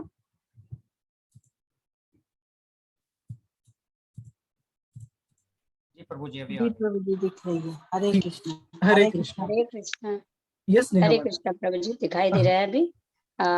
समय बहुत शक्तिशाली है, यह बदलता है, मूल स्थिति को मारता है। आपके पास अनुभव है, आप कुछ भी खरीद लें, यह बहुत ताजा है, नया है, लेकिन समय इसे मार देगा, जर्जर हो जाएगा। यह एक समय में, नियत समय में बेकार हो जाएगा। हरे कृष्णा प्रभु जी। बहुत बहुत धन्यवाद। तो कोई भी चीज श्रील प्रभुपाद जी बताते हैं, भौतिक जगत में जो काल है, वो काल की जो शक्ति है वो ऐसी है, किसी भी चीज को जर्जर, किसी भी चीज को वे डिटोरियोरेट, वे जर्जर बना देगी। और वो चीज ही क्या, इवन पैसे के बारे में भी ऐसे कहा जाता है, आप में से किस जिन्होंने फिनांस में सीखा होगा कि इन्फ्लेशन कहा जाता है, इन्फ्लेशन और discounting, the concept of discounting. इसका मतलब है कि 100 रुपए की कीमत 20 साल पहले जितनी थी, आज 500 रुपए की भी कीमत उतनी नहीं रही। 100 रुपए की कीमत एक 10 रुपए के बराबर हो गई। जो पहले 20 साल में जो चीज 100 रुपए में आती थी, वो आज नहीं आ पाती। क्यों? क्योंकि जो काल की जो शक्ति है, वे इस भौतिक जगत में किसी भी चीज का जो सामर्थ्य है, किसी भी चीज की जो जो भी खूबी है, इसको जर्जर कर देता है। और हम ये भी समझेंगे कि भक्तों के लिए इसमें क्या हमने शिक्षा लेनी चाहिए। आगे भी पढ़ते हैं श्रील प्रभुपाद जी की वाणी। हरे कृष्णा। और कोई प्रभु जी, माता जी ये पढ़ना चाहेंगे जिन्होंने अभी तक पढ़ा नहीं है, उनसे भी। हरे कृष्णा प्रभु जी। शशि हरे माता जी। हरे कृष्णा माता जी। हरे कृष्णा। यस। यह भौतिक समय, इसे काल कहते हैं। यह काल भी कृष्ण का ही दूसरा रूप है, तो कलेण महत्ता, इसलिए इसे महात्मा कहते हैं। यह बहुत शक्तिशाली है, यह कोई साधारण बात नहीं है। महत्ता नष्ट करना उसका काम है। भगवत गीता 4.2। हरे कृष्णा। हरे कृष्णा माता जी। तो इसके बारे में हम देखते हैं कि इतने भारत एक धर्म भूमि होने के नाते, इनफैक्ट श्री चैतन्य महाप्रभु कहते हैं, भारत भूमिते होइले कृष्ण होइले मनुष्य जन्म यार, जन्म सार्थक करी कर पर उपकार। तो श्री चैतन्य महाप्रभु भी इस भारत को बहुत विशेष भूमि के बारे में बताते हैं कि जिनका यहाँ पर जन्म हुआ है, बहुत बहुत विशेष भूमि है। इस धर्म भूमि पर भी हम देखते हैं इतने सारे साम्राज्य होकर गए, धर्म का पालन करने वाले राजाओं के, आज उस साम्राज्य में से क्या बचा है। जैसे हम देखते हैं कि विजयनगर का जो साम्राज्य था, बहुत फेमस था धर्म का पालन कर। जैसे उसी तरह बताते आते हैं कि जैसे जो जयपुर के राजा थे धर्म का पालन करने वाले, बहुत महान राजा एक के बाद एक होकर गए, जिसमें से कितने सारे राजाओं ने इस वैष्णव धर्म को रक्षण करने के लिए, उसको आगे बढ़ाने के लिए बहुत महत्वपूर्ण योगदान दिया है। और यही नहीं, हम वृंदावन के मंदिर भी अगर देखेंगे, ऐसे कहा जाता है कि श्री राधा मदन मोहन जी का मंदिर इतना वो भव्य दिव्य था, और आज भी हम देखेंगे कि बहुत सुंदर दिखता है। इतने सारे राजा, मतलब जो अधर्म के पालन करने वाले जो राजाएं थे, उनसे आक्रमण होने के बावजूद भी आज भी वो इतना सुंदर दिखता है, श्री राधा मदन मोहन जी का मंदिर। और ऐसे कहते हैं कि एक जमाने में वो जो मंदिर था इतना भव्य दिव्य था, और इतने सारे भक्त वहां पर आते थे कि जो एक, अभी हम नाम तो नहीं लेना चाहेंगे क्योंकि ये रिकॉर्ड हो रहा है क्लास, लेकिन एक ऐसे राजा जो कि ऐसे विचारों का पालन करते थे जो कि वैष्णव धर्म के अनुसार नहीं थे, वे बहुत ही ईर्ष्या रखते थे।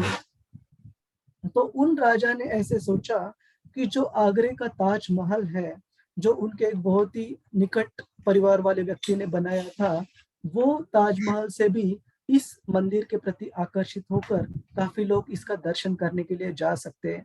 और इस प्रकार से ईर्ष्या प्राप्त होने के कारण उन राजाओं ने आक्रमण करके उस राधा मदन मोहन मंदिर का जो कलश है, उस कलश को काट दिया, और इस प्रकार से उसको नष्ट करने की काफी कोशिश की, लेकिन अभी भी वो मंदिर टिका हुआ है। उसी तरीके से हम देखते हैं कि श्री श्री राधा गोविंद जी मंदिर में सारे गोस्वामी और सारे वैष्णवगण, वृंदावन के जो महत्वपूर्ण जो लीडर्स, जो नेता थे वैष्णव संप्रदाय के अलग अलग, वे महान हस्तियां वहां पर मिलती थी, और वैष्णव धर्म को आगे प्रचार प्रसार करने के लिए वहां पर चर्चा होती थी, वहां पर प्लानिंग होती थी। और उसी राधा गोविंद मंदिर की जो पूजा अर्चना की जो विधि भी थी, श्रील रूप गोस्वामी जी ने इस तरह से स्थापित की थी कि बहुत प्रसिद्ध, काफी प्रचलित थी।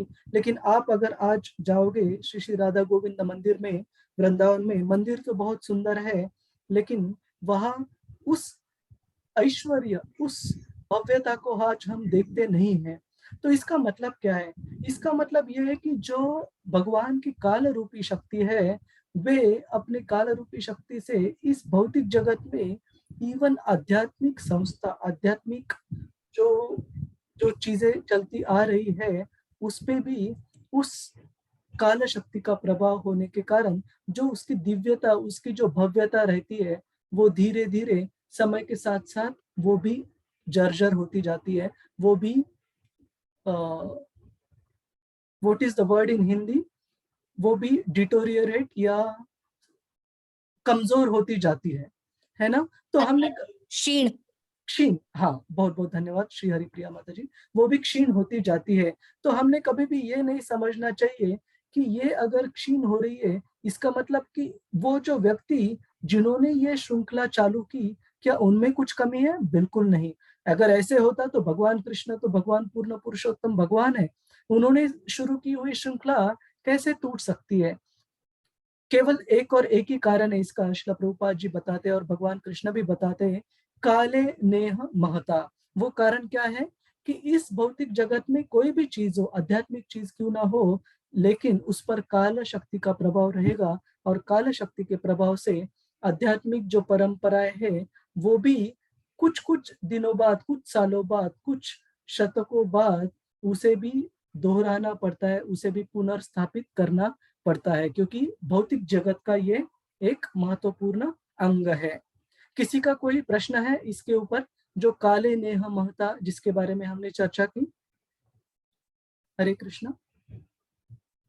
कि भौतिक जगत में भी आध्यात्मिक संस्था, आध्यात्मिक जो परंपराएं है, वे भी अलग अलग प्रकार से कैसे क्षीण हो जाती है। कोई और भक्त भी है जो पढ़ना चाहेंगे? हरे कृष्णा। वंदना माता जी। हाँ माता जी, हरे। 5000 वर्ष पहले स्वयं भगवान ने यह पाया कि शिष्य का उत्तराधिकार टूट गया था, और इसलिए उन्होंने घोषणा की कि गीता का उद्देश्य खो गया प्रतीत होता है। इसी तरह वर्तमान समय में भी गीता के कितने संस्करण हैं, लेकिन उनमें से लगभग अभी अधिकृत शिष्य उत्तराधिकारी के अनुसार नहीं है। हाँ, तो बहुत बहुत धन्यवाद माता जी, वंदना माता जी। तो ये जो ट्रांसलेशन है, ये जो भाषांतर है, कृपया कुछ कुछ पढ़ने में आपको थोड़ा सा अलग दिखेगा, क्योंकि ये गूगल ट्रांसलेशन का है। तो उत्तराधिकार मतलब श्रृंखला समझ लीजिए। तो श्रीला प्रभुपाद जी बता रहे हैं कि भगवान कृष्ण ने यह पाया कि वर्तमान समय में गीता की ये जो शिक्षा है, वे कुछ हद तक इसे खोया हुआ प्रतीत हो रहा है, इसलिए उसे अधिकृत रूप से पुनर्स्थापित करने के लिए भगवान कृष्ण ने अर्जुन को अपने शिष्य के रूप में चुनाव किया उनका। और श्रील प्रभुपाद जी यहाँ पर हमें समझा रहे हैं, इसी के लिए ये जो ज्ञान गुरु शिष्य परंपरा में दिया जाता था, इसके लिए जो भी व्यक्ति जिम्मेदार थे, वो बहुत ज्यादा सावधान थे कि वो ज्ञान जैसे उन्होंने प्राप्त किया है गुरु शिष्य परंपरा से, उसी प्रकार से गुरु शिष्य परंपरा में वो आगे अपने शिष्यों को या बाकी भक्तों को दे पाए। श्रील प्रभुपाद जी यहाँ पर लिख रहे हैं, कोई पढ़ना चाहेगा? जयमाला माता जी, हरे कृष्णा। आप पढ़ना चाहेंगे माता जी? हरे कृष्णा प्रभु जी, दंडवत प्रणाम। दंडवत माता जी। यस माता जी। गीता के अंग्रेजी संस्करण की बहुत आवश्यकता है, क्योंकि यह परंपरा अनुशासनात्मक उत्तराधिकार प्रणाली द्वारा प्राप्त किया जाता है। इस महान आवश्यकताओं को पूरा करने के लिए इनके साथ प्रयास किया जाता है। भगवत गीता जैसी है वैसी स्वीकृत मानवता के लिए एक महान वरदान है। तात्पर्य 4.2। हरे कृष्ण प्रभु जी। बहुत बहुत धन्यवाद माता जी। तो यहाँ पर श्रील प्रभुपाद जी 4.2 के तात्पर्य में लिख रहे हैं, दूसरे श्लोक 4 अध्याय के, कि ये जो ज्ञान आ रहा है गुरु शिष्य परंपरा में, उसी जिस तरीके से उसे प्राप्त किया जा रहा है उसी तरीके से उसे देना बहुत बहुत जरूरी है। और ये जैसी है वैसे गीता का ज्ञान प्रदान करना एक मानवता के लिए महान वरदान है। क्यों? क्योंकि ये भगवान कृष्ण की खुद की शिक्षा है, ये उनकी खुद की वाणी है। इसमें अगर हम कुछ बदलाव लाएंगे तो पूरी जो जो भगवत गीता का ज्ञान श्रृंखला पूरी पुनः स्थापित करने का भगवान का जो उद्देश्य है, पूर्ण तरीके से वो उद्देश्य ये हो जाएगा, विफल हो जाएगा, है ना। इसलिए बहुत बहुत महत्वपूर्ण मुद्दा है कि भगवान के भक्ति मार्ग का, भगवत गीता का ज्ञान जिस तरह प्राप्त हुआ हो उसी तरह देने का प्रयास करना। और भगवान कृष्ण ने अर्जुन को ये बताने के बाद, अर्जुन तो भगवान के नित्य पार्षद, नित्य सिद्ध भक्त होने के नाते वे पूरी तरीके से कन्विंस्ड, पूरी तरीके से उनको विश्वास था कि भगवान जो कह रहे हैं वे सही है, कि उन्होंने सबसे शुरू में सूर्य देवता विवस्वान को भगवद गीता के इस ज्ञान को प्रदान किया। लेकिन वो आपके लिए और मेरे लिए मन में जो दुविधा, मन में जो डाउट, जो संशय हो सकता है, उसको निवारण करने के लिए अर्जुन भगवान कृष्ण को पूछ रहे हैं कि हे भगवान, आप तो बता रहे हैं कि आपने ये ज्ञान सबसे पहले विवस्वान जो सूर्य देवता है उनको प्रदान किया, तो सूर्य देवता विवस्वान तो जन्म में आपसे वरिष्ठ है, सीनियर है, और अर्जुन जो थे वे भगवान के कंटेम्पररी मतलब मोर और लेस सेम एज। भगवान और अर्जुन एक शुरू में उनका जो नाता था वो एक कजिन और एक मित्र के रूप में था, वो कंटेम्पररी थे। तो मैं मतलब अर्जुन ये किस प्रकार से समझ पाए कि आपने, भगवान कृष्ण ने ये ज्ञान विवस्वान को प्रदान किया और मुझे कैसे देखा नहीं, मुझे कैसे याद नहीं। ठीक है, हरे कृष्णा। पूना माता जी, आपका कोई प्रश्न है या टीका टिप्पणी है इस पर?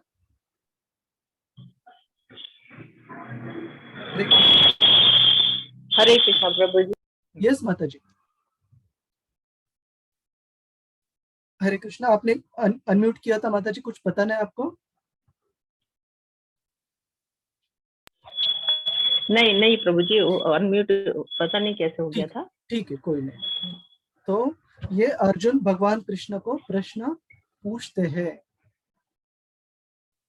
और इसके उत्तर में भगवान कृष्ण एक बहुत ही विशेष जो महत्वपूर्ण श्लोक है वे यहाँ पर बताते हैं। जन्म कर्म च मे दिव्यम, ये भगवद गीता के महत्वपूर्ण श्लोकों में से एक है। और आप भी अपने मेमोराइजेशन के जो श्लोक है, याद करने के लिए जो श्लोक है, पठन करने के लिए, उसमें इसको इंक्लूड कर दीजिएगा। 4.9 जन्म कर्म च मे दिव्यम।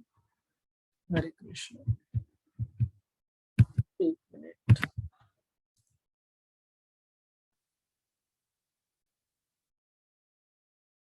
हम वो श्लोक दोहराते हैं।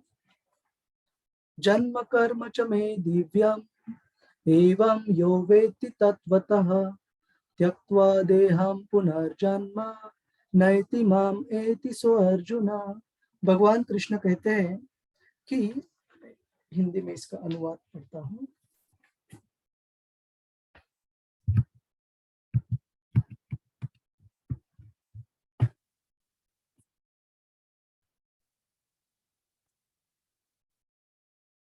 हे अर्जुन, जो मेरे आविर्भाव तथा कर्मों की दिव्य प्रकृति को जानता है वह इस शरीर को छोड़ने पर इस भौतिक संसार में पुनः जन्म नहीं लेता, अपितु मेरे सनातन धाम को प्राप्त हो जाता है।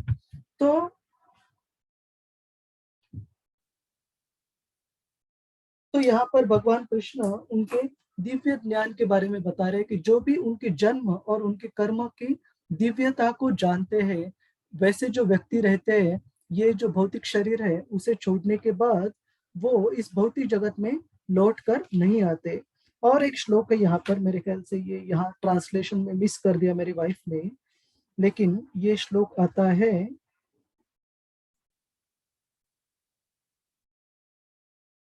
4.5 पांचवा श्लोक, जिसमें भगवान कृष्ण कहते हैं श्री भगवान उवाच बहुनी मे व्यतीतानि जन्मानि तव च अर्जुन तानि अहम वेद सर्वाणि न त्वं वेत्त परन्तप।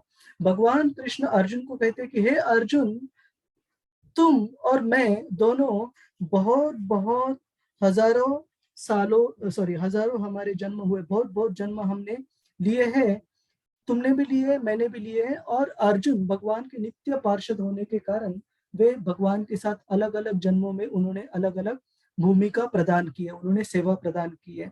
लेकिन भगवान कृष्ण कहते हैं कि मुझे वो सारे जन्म याद है, लेकिन तुम्हें ये सारे याद नहीं है नित्य पार्षद होने के बाद भी। क्यों याद नहीं है? क्योंकि यहाँ पर भगवान कृष्ण बताते हैं जीव अपने शरीर परिवर्तन के कारण सब कुछ भूल जाता है। मतलब हम एक शरीर छोड़ने के बाद दूसरा शरीर जब धारण करते हैं तब हमारी स्मृति जो रहती है भगवान की इच्छा अनुसार, भगवान की योजना अनुसार हम चीजें भूल जाते हैं। लेकिन भगवान में और हम में ये फर्क है कि भगवान पूर्ण पुरुषोत्तम भगवान है।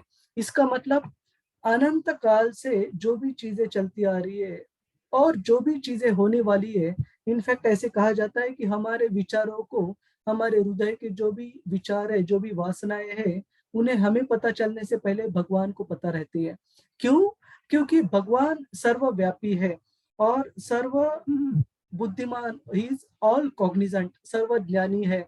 इसके बारे में 13वें अध्याय में भगवान कृष्ण जहाँ क्षेत्र और क्षेत्रज्ञ के बारे में बताते हैं, क्षेत्रज्ञ के बारे में भगवान कृष्ण बताते हैं कि वे सारे जो फील्ड्स ऑफ एक्टिविटी, सारे जो शरीर है जीवात्माओं के, सारे शरीरों में जो भी हलचल है, जो भी एक्टिविटीज, जो भी क्रियाएं चल रही है, भगवान कृष्ण को सब कुछ पता है।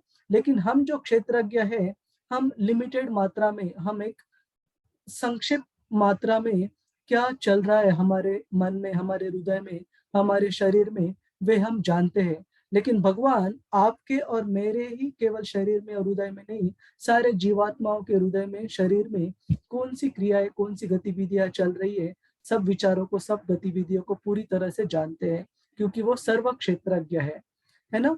तो यहाँ पर भगवान कृष्ण बताते हैं कि क्योंकि वो अपना आध्यात्मिक शरीर कभी भी बदलते नहीं है, कभी भी त्यागते नहीं है, वे छोटे बच्चे के भूमिका में हो, जैसे कि यहाँ पर स्लाइड में बहुत ही सुंदर बच्चा यहाँ पर दिखाया गया है। भगवान कृष्ण को एक सुंदर बच्चे के रूप में बताया गया है। तो भगवान कृष्ण चाहे छोटे बच्चे के रूप में हो या फिर एक, जब उन्होंने पूतना इस डीमन, इस राक्षसी को मारा था, तब वो कुछ दिनों के, 2-3 दिनों के ही उनकी आयु थी, शिशु थे, तब भी वो उतने ही शक्तिशाली थे जितने कि वे एक से फॉर एग्जांपल विश्व रूप में थे, है ना। तो भगवान हमेशा भगवान रहते हैं, वे कभी भी कोई चीज भूलते नहीं है, वे कभी भी कोई, उनकी क्षमता क्षीण नहीं हो जाती है। लेकिन जो दूसरे उनके जो अंश रूप में जीव रहते हैं, और अंश रूप में जीव यहाँ पर जो उदाहरण दिया जा रहा है अर्जुन का, वो साधारण जीव नहीं है।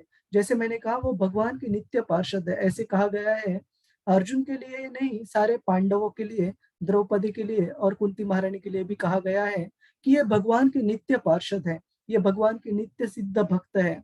इसका मतलब है कि भगवान जिस कहीं लोक में भी रहेंगे, अपने आध्यात्मिक जगत में रहेंगे, ये भगवान के हमेशा उनके जो एसोसिएट्स को हम हिंदी में क्या बोलते हैं, भगवान के नित्य सखा है, नित्य पार्षद है, नित्य सहायक है और नित्य अनुयायी है भगवान के। तो इतना होने के बावजूद अर्जुन को ये सारी पिछले जन्म याद नहीं है, क्योंकि केवल और केवल भगवान में ही वो पात्रता है कि वो सारी जो भूतकाल की, भविष्य काल की और वर्तमान काल की सारी चीजें उन्हें पता है। और कुछ कुछ उनके एम्पावर्ड, मतलब कुछ कुछ ऐसे एम्पावर्ड पर्सनैलिटी जो स्पेशली शक्ति दिए हुए भक्त है भगवान के, जैसे नारद मुनि, उनको भी त्रिकाल ज्ञानी, या जैसे व्यासदेव है उनके बारे में भी कहा गया है, व्यासदेव अभी के हमारे जो व्यासदेव है वे भगवान के ही अवतार है, लेकिन जो साधारण व्यासदेव की स्थिति बताई गई है वो एक स्तर है, व्यासदेव की वो एक पदवी है। जैसे कि इंद्र, चंद्र, वरुण, वायु, सूर्य, चंद्र, अग्नि, ये सारे स्तर है, ये सारे पदवी है। तो एक जीव भी अपने जीवन में परिपूर्णता हासिल कर कर जो वर्णाश्रम धर्म है इसका अच्छे से पालन कर कर वो स्तर, वो जन्म प्राप्त कर सकता है। जैसे आप में से भी किसी ने अगर इच्छा की तो इंद्र जन्म को प्राप्त किया जा सकता है। उसी तरह व्यासदेव भी है, वो एक लेवल, वो एक स्तर है, वो एक पदवी है जिसे प्राप्त किया जा सकता है अपने जीवन को परिपूर्ण कर कर। तो व्यासदेव भी एक ऐसे व्यक्ति है, एक से जीव है जिनको भगवान ने त्रिकाल दर्शन, मतलब पिछले भूतकाल में क्या हुआ है, आने वाले समय में क्या होने वाला है, और भौतिक अभी जो प्रेजेंट समय है उसमें क्या हो रहा है, इसके बारे में व्यासदेव जी को भी पता है। तो भगवान कहते हैं कि एक तो उनको पता है सारी चीजें, या फिर उनके जो एम्पावर्ड पर्सनैलिटी, जो विशेष तरीके से एम्पावर्ड को हम क्या बोल सकते हैं हिंदी में? सशक्त, हाँ, जिनको भगवान ने क्षमता दी है याद रखने की, जैसे नारद मुनि व्यासदेव जी के बारे में हमने कहा, उनको ही ये सारी चीजें याद रहती है। हरे कृष्णा। दीप्ति माता जी, बहुत बहुत धन्यवाद माता जी ज्वाइन करने के लिए। तो हम maybe we will have few last slides and then we conclude bit early today. तो यहाँ पर श्रील प्रभुपाद जी द्वारा उनकी वाणी से हम कुछ वचन यहाँ पर देखेंगे। दीप्ति माता जी, आप पढ़ना चाहेंगी? हरे कृष्ण प्रभु जी, दंडवत प्रणाम जी प्रभु जी। भगवान कैसे भूल सकते हैं? अगर आप भूल जाते हैं तो आप तुरंत भगवान नहीं हैं, कोई अन्य तर्क नहीं है। भगवान भूल नहीं सकते, भगवान हमेशा याद करते हैं। श्री प्रभुपाद जी की जय। थैंक यू प्रभु जी। हरे कृष्ण। बहुत बहुत धन्यवाद माता जी। और ये भी पढ़िए प्लीज।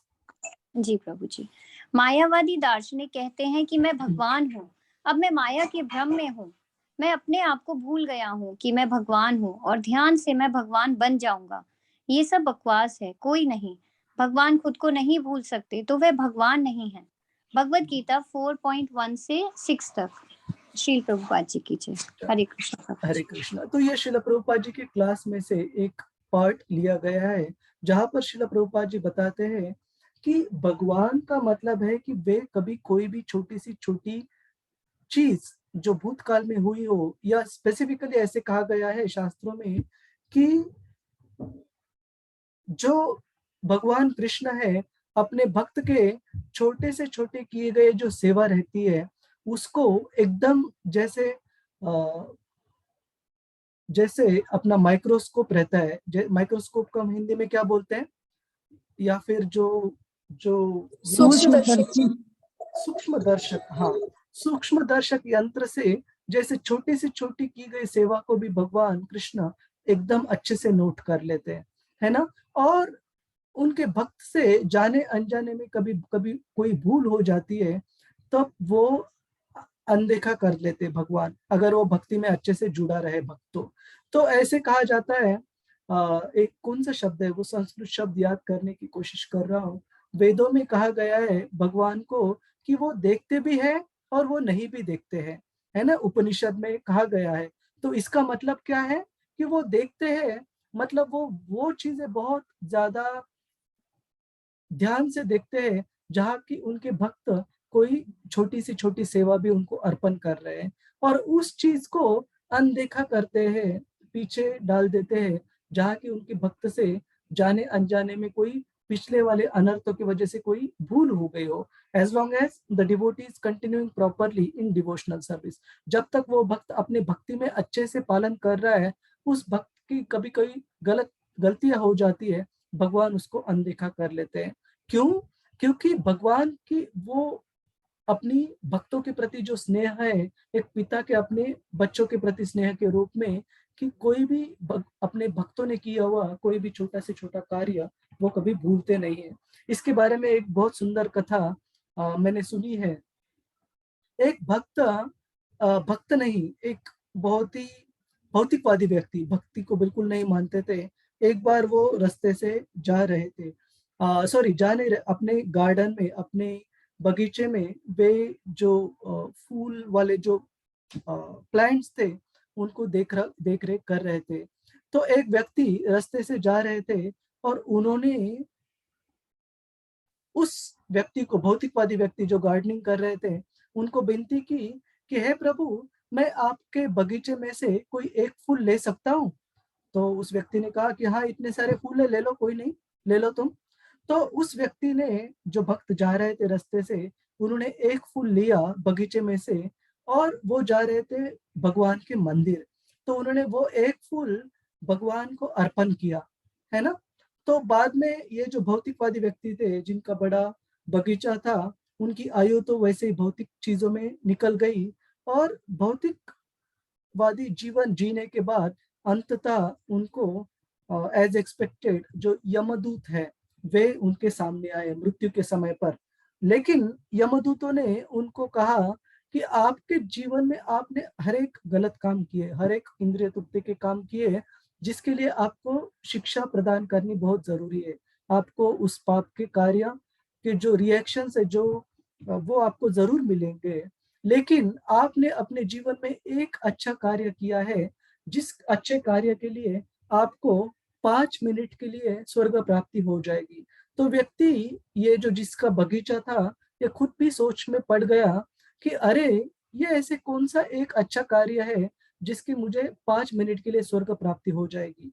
तो यमदूत इस व्यक्ति को चॉइस देते, इस व्यक्ति को ऑप्शन देते हैं कि तुम्हारे पास ये चॉइस है कि तुम पहले 5 मिनट के लिए स्वर्ग लोक का जो समय है वो तुम प्राप्त करना चाहते हो, या कि बहुत लंबे लंबे समय के लिए जो तुम्हें नरक की प्राप्ति होने वाली है, गलत काम किए उसका नतीजा भुगतने के लिए तुम उसको पहले प्राप्त करना चाहो। कौन सी चीज तुम पहले देखना चाहोगे? तो ये इस व्यक्ति ने सोचा कि ये जो नरक का समय है, तो ये तो बहुत लंबा बता रहे हैं और ये तो बहुत वेदनादायक, क्लेशदायक समय रहेगा, तो क्यों नहीं मैं पहले 5 मिनट का जो स्वर्ग का अनुभव है उसको पहले अनुभव कर लेता हूँ। तो ये व्यक्ति यमदूतों को बताता है कि मुझे पहले स्वर्ग की अनुभूति करनी है, अनुभव लेना है। तो उसे कहते हैं कि तथास्तु, ठीक है, चलो। तो जैसे ही वो व्यक्ति आंखें बंद कर खोलता है, तो वो खुद को नंदन गार्डन में देखता है। नंदन जो बगीचा है, किसका है वो बगीचा? वो इंद्रदेव का बगीचा है स्वर्गलोक में, बहुत ही सुंदर है। तो वो व्यक्ति सोचता रहा कि मैंने कौन सा एक अच्छा कार्य किया जिसे मुझे इतनी सुंदर जगह प्राप्त हुई, केवल 5 मिनट के लिए ही नहीं। तो उसको ये याद दिलाया गया कि उसके बगीचे में से एक फूल अर्पण किया था एक भक्त ने भगवान के चरण में। तो इस व्यक्ति ने सोचा कि जाने अनजाने में मेरे बगीचे से एक फूल अगर भगवान को अर्पण किया तो मुझे 5 मिनट इस सुंदर जगह की स्वर्ग की प्राप्ति हुई, तो क्यों नहीं इस नंदन गार्डन में इतने सारे फूल है तो मैं उन्हें भी भगवान को अर्पण करूं। 5 मिनट समय है, उसको मैं इस्तेमाल कर लूंगा, पता नहीं मुझे और कुछ अच्छी गति प्राप्त हो जाएगी। तो वो व्यक्ति क्या करता है कि उसके मन में डर रहता है कि यमदूत कभी भी आ सकते हैं बुलाने के लिए। तो व्यक्ति फूल तोड़ना जल्दी से चालू करता है और तोड़ते ही वक्त आंखें बंद कर भगवान का नाम लेकर उन्हें अर्पण करता है कि ओम केशवाय नमः, ओम नारायणाय नमः, ओम माधवाय नमः। ऐसे अलग अलग भगवान का नाम लेकर वो फूल अर्पण करने लगता है और उसके मन में वो सोचता रहता है कि 5 मिनट कभी भी खत्म हो जाएंगे। लेकिन यहाँ पर 5 मिनट हो गए, 10 मिनट हो गए, अभी तक यमदूत आए नहीं। तो ये जो व्यक्ति था, भौतिकवादी व्यक्ति, ये खुद के मन में सोचने लगता है कि अरे, आजकल तो यमदूतों का भी कैलकुलेशन कुछ गलत हो रहे हैं क्या? उन्होंने मुझे कहा 5 मिनट बाद आएंगे, लेकिन अभी तो काफी समय हो गया, मैं भगवान को फूल अर्पण कर रहा हूँ, अभी भी वे आए नहीं। तो उन्हें एक मैसेज, एक चिट्ठी देने के लिए जो इंद्र के एक दूत रहते हैं वे आ जाते हैं, देवता। तो उनको बड़ा अचरज लगता है कि अरे, अभी नया कौन सा मैसेज मुझे आ गया। तो वो चिट्ठी खोलकर देखते हैं तो उसमें मैसेज रहता है कि आपने भौतिक जगत में एक अच्छा कार्य कर जहाँ की आपके बगीचे से एक फूल भगवान को अर्पण किया गया, इस स्वर्गलोक की प्राप्त की। लेकिन इस स्वर्गलोक में आपको जो 5 मिनट मिले, इसका आपने इतने अच्छे से इस्तेमाल किया। इस 5 मिनट में आपने भगवान कृष्ण को ये फूल अर्पण कर भक्ति के कार्य किए, जिसके अनुसार आपको जो यमलोक का वास होने वाला था, जो यमलोक की प्राप्ति होने वाली थी, इससे आपको माफी दी गई है ना। आपने इससे इतने मनपूर्वक भगवान की भक्ति करने की वजह से आपको यमलोक, जो नरक में यातना भुगतने वाली थी, उससे आपको माफी मिली है, और आपको यमलोक जाने के बजाय अभी सीधा भगवत धाम प्राप्त होगा। योर सर्वेंट यमराज दास।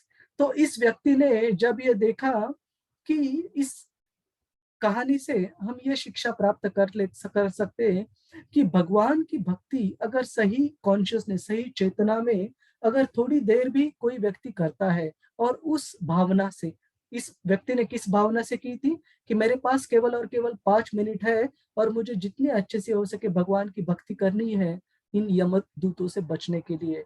तो इस भावना में अगर कोई भक्त पूरे तन मन धन लगाकर भगवान की भक्ति में खुद को समर्पित कर देता है, तो उसको भगवान कृष्ण खुद प्रॉमिस करते हैं कि उसको यमलोक कभी देखने की जरूरत नहीं पड़ेगी।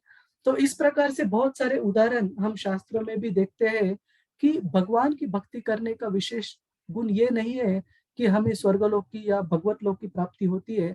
सबसे महत्वपूर्ण गुण है कि भगवान खुद को ऐसे समर्पित भक्त को अपने आप को सौंप देते हैं। तो ये सबसे बड़ी उपलब्धि है एक भक्त के लिए कि वे भगवान को पूरी तरीके से अपना बना लेते हैं अपने भक्ति के बलबूते पर।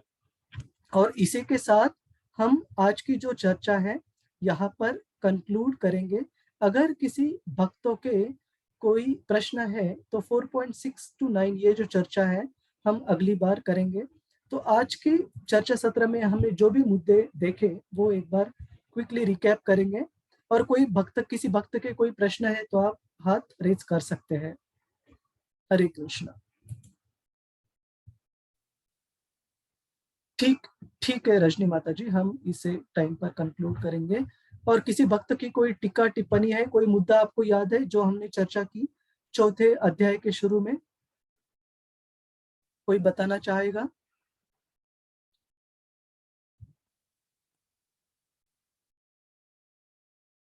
हरे Krishna. Specifically those devotees who have not spoken, कुछ संजय प्रभु, हरे कृष्णा, कोई मुद्दा बताना चाहेंगे आप रिकैप करने के लिए? हमने आज कौन से मुद्दों के ऊपर चर्चा की?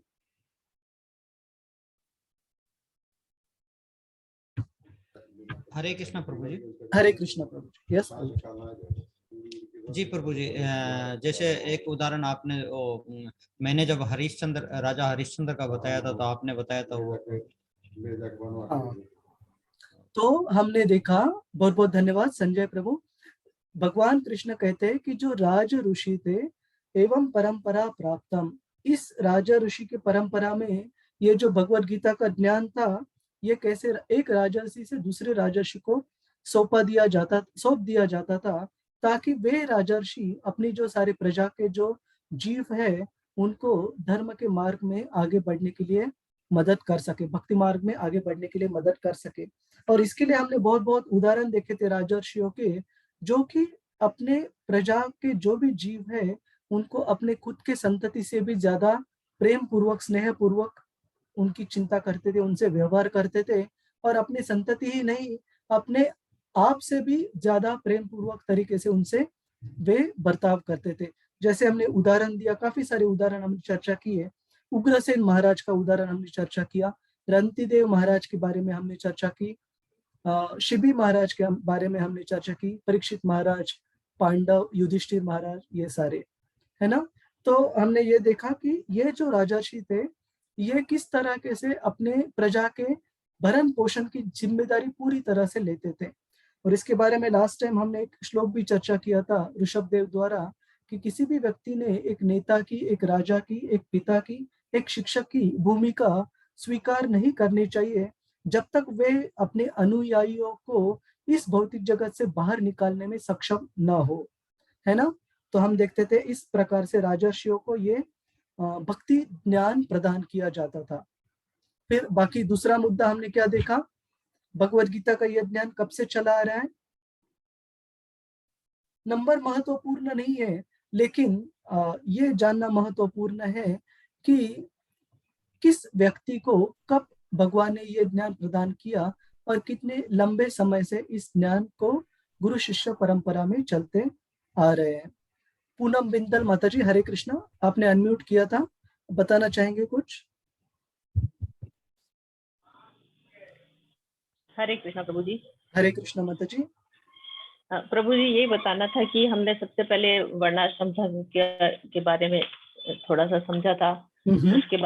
उसके बाद आपने ये बताया था कि भगवत गीता का ज्ञान किस किस को कैसे प्राप्त हुआ सबसे पहले। हाँ, तो किसको भगवत गीता का जो अप्रोक्सीमेट ड्यूरेशन है भगवान कृष्ण ने कितने साल पहले बताई ये मनु को?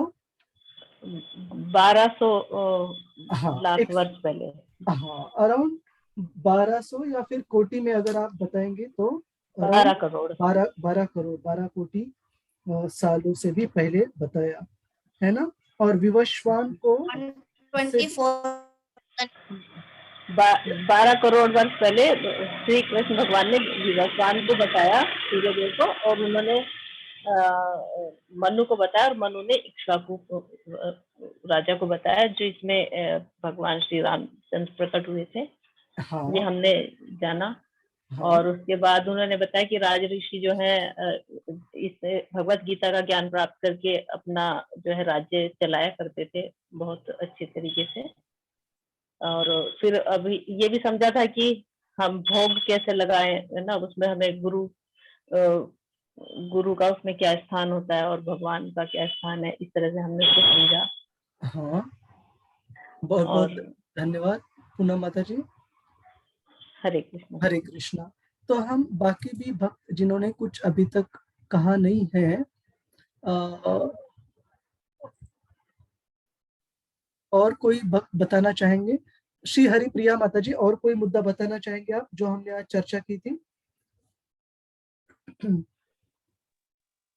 हरे कृष्णा प्रभु जी ने हरे ये भी चर्चा की थी कि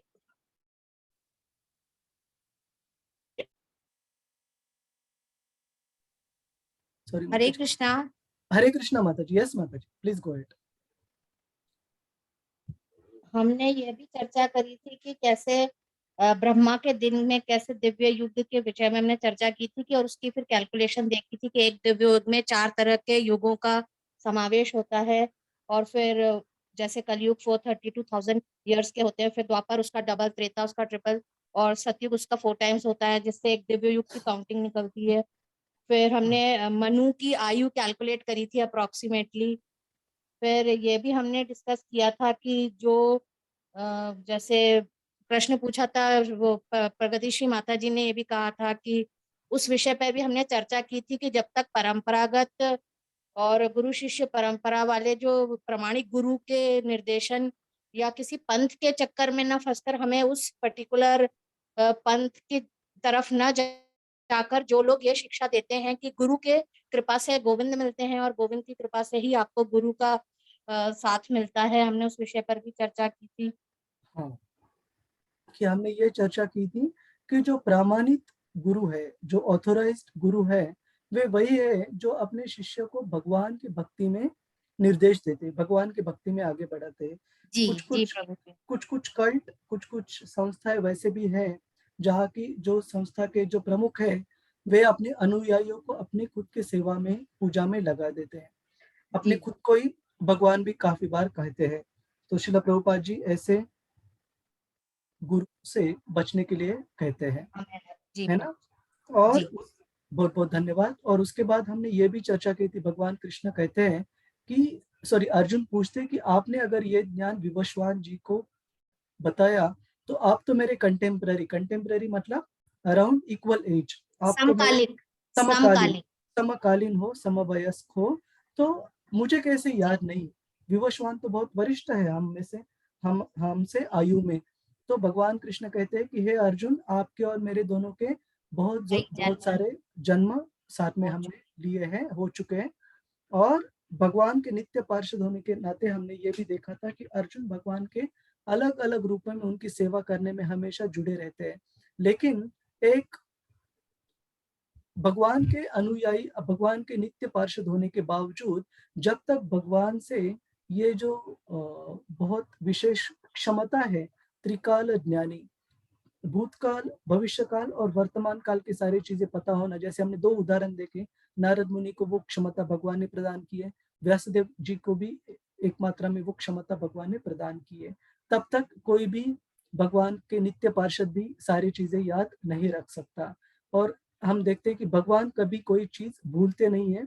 इसके बारे में हमने ये बताया कि भगवान जब भी भक्त की कोई भी भक्तिमय कार्य रहते हैं, जो सेवा रहती है, वो बहुत ध्यान से बढ़ा चढ़ा कर देखते हैं सूक्ष्म दर्शक से, है ना। लेकिन भक्त की जो भी कुछ गलतियां हो जाती है पिछले अनर्थों से, उसको अगर वो भक्त भक्ति में अच्छी तरह पालन कर रहा हो भक्ति में, और वो अनर्थ, वो जो भी गलत काम हुए वो किसी विशेष योजना के अनुसार नहीं हुए हो, वो गलती से पिछले अनर्थ के अनुसार हुए हो, तो भगवान उसको अनदेखा करते हैं। 9वें अध्याय में भगवान बताते हैं क्षिप्रम भवति धर्मात्मा, ऐसे व्यक्ति को तुरंत ही वो धर्मात्मा मतलब योग्य पद पर होने के नाते पूर्ण तरह शुद्धिकरण करवाते हैं, है ना। तो ये भी गुण हमने भगवान का देखा कि वो कभी कोई चीज भूलते नहीं है। और श्रील प्रभुपाद जी के इस क्लास के पार्ट से हमने ये देखा, श्रील प्रभुपाद जी कहते हैं कि आजकल काफी सारे व्यक्ति अपने आप को भगवान के रूप में प्रस्तुत करते हैं, लेकिन भगवान कभी भी अपने आप को उनको भगवान याद नहीं करना पड़ता, क्योंकि कोई चीज वो भूलते नहीं है। लेकिन ये जो सो कॉल्ड भगवान के रूप में खुद को प्रस्तुत करते हैं लोग, ये उनको वो खुद की भूमिका याद करनी पड़ती है भगवान के रूप में, जो कि बताता है कि ये भगवान नहीं है, क्योंकि वो कभी भूलते नहीं हैं। तो इसी के साथ हम आज की चर्चा सत्र को यहाँ पर कंक्लूड करते हैं। किसी का कोई प्रश्न है, कोई सवाल है? चेतन प्रभु, हरे कृष्णा। हरे कृष्णा प्रभु, धन्यवाद प्रणाम प्रभु। हरे कृष्णा, सॉरी प्रभु जी थोड़ा लेट हो अष्टांग धन्यवाद प्रणाम आपको। हरे कृष्णा। हरि बोल प्रभु जी, आप आपके ग्रुप में ऐड कर लो प्रभु जी, so that it will be convenient. Just add कर लो so that I will also attend प्रभु जी। मैं तो वैसे तो अंकित प्रभु जी के साथ में हूँ मॉर्निंग, प्लीज प्रभु। कभी भी प्रभु जी चले। प्रभु जी हरे कृष्णा। किसी now you are taking Sunday प्रभु जी? अच्छा ओके नो प्रभु जी, मैं फ्राइडे को ही लेता हूँ, लेकिन फ्राइडे को ऑफिस से आने में थोड़ा लेट हुआ इस बार, तो हमने संडे रिस्केड्यूल किया था प्रभु जी। सॉरी, आपका शुरू होने वाला था क्या प्रभु जी पहले? यस प्रभु जी, 7:30 में टाइमिंग डाल दिया था। कोई बात sorry no issues no issues. तो किसी भक्त का बाकी भी कोई प्रश्न अगर रहा तो आप ग्रुप पर या फिर 1-to-1 पिंग कर दीजिएगा, ठीक है। हरे कृष्णा प्रभु जी। शशि माता जी, हरे कृष्णा। ये महाराज शिवी कौन थे? इनके बारे में तो सुनना नहीं पहले। शिवी महाराज के बारे में भी, वो भी एक राजर्षि थे माता जी, और उनकी कथा आती है। जैसे मैंने वो बाज पक्षी की और कबूतर के बारे में बताया कि वो इतने मैग्नेनियमस मतलब अपने प्रजा के प्रति इतने उदार थे कि अपने प्रजा के एक छोटे से छोटे जीव, एक कबूतर, जिसके बारे में मैंने एक क्लास में कहा था कि काफी सारे देशों में जो काफी सारे प्राणी हैं उनकी हत्या करने के लिए निर्बंध लगे हैं, कबूतर इतने नीचे ग्रहित पकड़ लिए जाते हैं कि उनके ऊपर कुछ निर्बंध भी नहीं है, उनको कुछ हुआ तो गवर्नमेंट भी कुछ ज्यादा सोचती नहीं है। ऐसे एक साधारण जीव के लिए भी वो अपना पूरा जीवन देने के लिए तैयार थे। तो इस उदाहरण के बारे में हमने चर्चा की थी कि ये जो राजा थे अपनी संतति या अपने खुद के जान से भी ज्यादा जो भरण पोषण की चिंता करते थे अपने जीव प्रजा के लिए, ठीक है माता जी। तो इनका एक बहुत ही उदार राजर्षि राजा के बारे में उल्लेख आता है शास्त्रों में, ठीक है जी। हरे कृष्णा। तो हरे कृष्णा प्रभु जी, व्यस्ति तत्व का मतलब क्या है? नेहा माता जी, मुझे आपका प्रश्न समझा नहीं। व्यस्ति तत्व मतलब आप एक बार अनम्यूट कीजिए। हरे कृष्णा प्रभु जी। हरे कृष्णा। व्यष्टि तत्व प्रभु जी 15वें चैप्टर के उसमें दिया गया है, तात्पर्य में प्रभुपाद जी ने बोला है व्यष्टि तत्व का शब्द आया है, तो वो मेरे को थोड़ा सा समझ में नहीं आ रहा था। आप तो सिर्फ एक काम कीजिए माता जी, एक बार मुझे वो चैप्टर का जो श्लोक क्रमांक है वो एक बार पिंग कर दीजिए ग्रुप में, या फिर 1-to-1 भी, तो मैं अपनी आगे वाली चर्चा के शुरू में ये हम चर्चा करेंगे, ठीक है। बहुत बहुत धन्यवाद। और चेतन प्रभु और बाकी भक्तों को मेरा सॉरी कि हम समय पे नहीं खत्म किए। वांछा कल्पतरुभ्यश्च कृपा सिंधुभ्यैव च पतितानां पावनेभ्यो वैष्णवेभ्यो। हरे कृष्ण। हरे कृष्ण। हरे कृष्ण प्रभु जी, दंडवत हरे कृष्णा हरे प्रभु जी, कृष्णा दंडवत कृष्ण प्रभु प्रणाम। जी, प्रभु जी दंडवत को भी प्रणाम हरे प्रभु जी। कृष्णा। हरे कृष्ण। दंडवत प्रणाम प्रभु हरे जी। कृष्णा प्रभु जी, दंडवत प्रणाम। हरे हरे कृष्ण। कृष्णा प्रभु जी, हरे कृष्ण। दंडवत प्रणाम।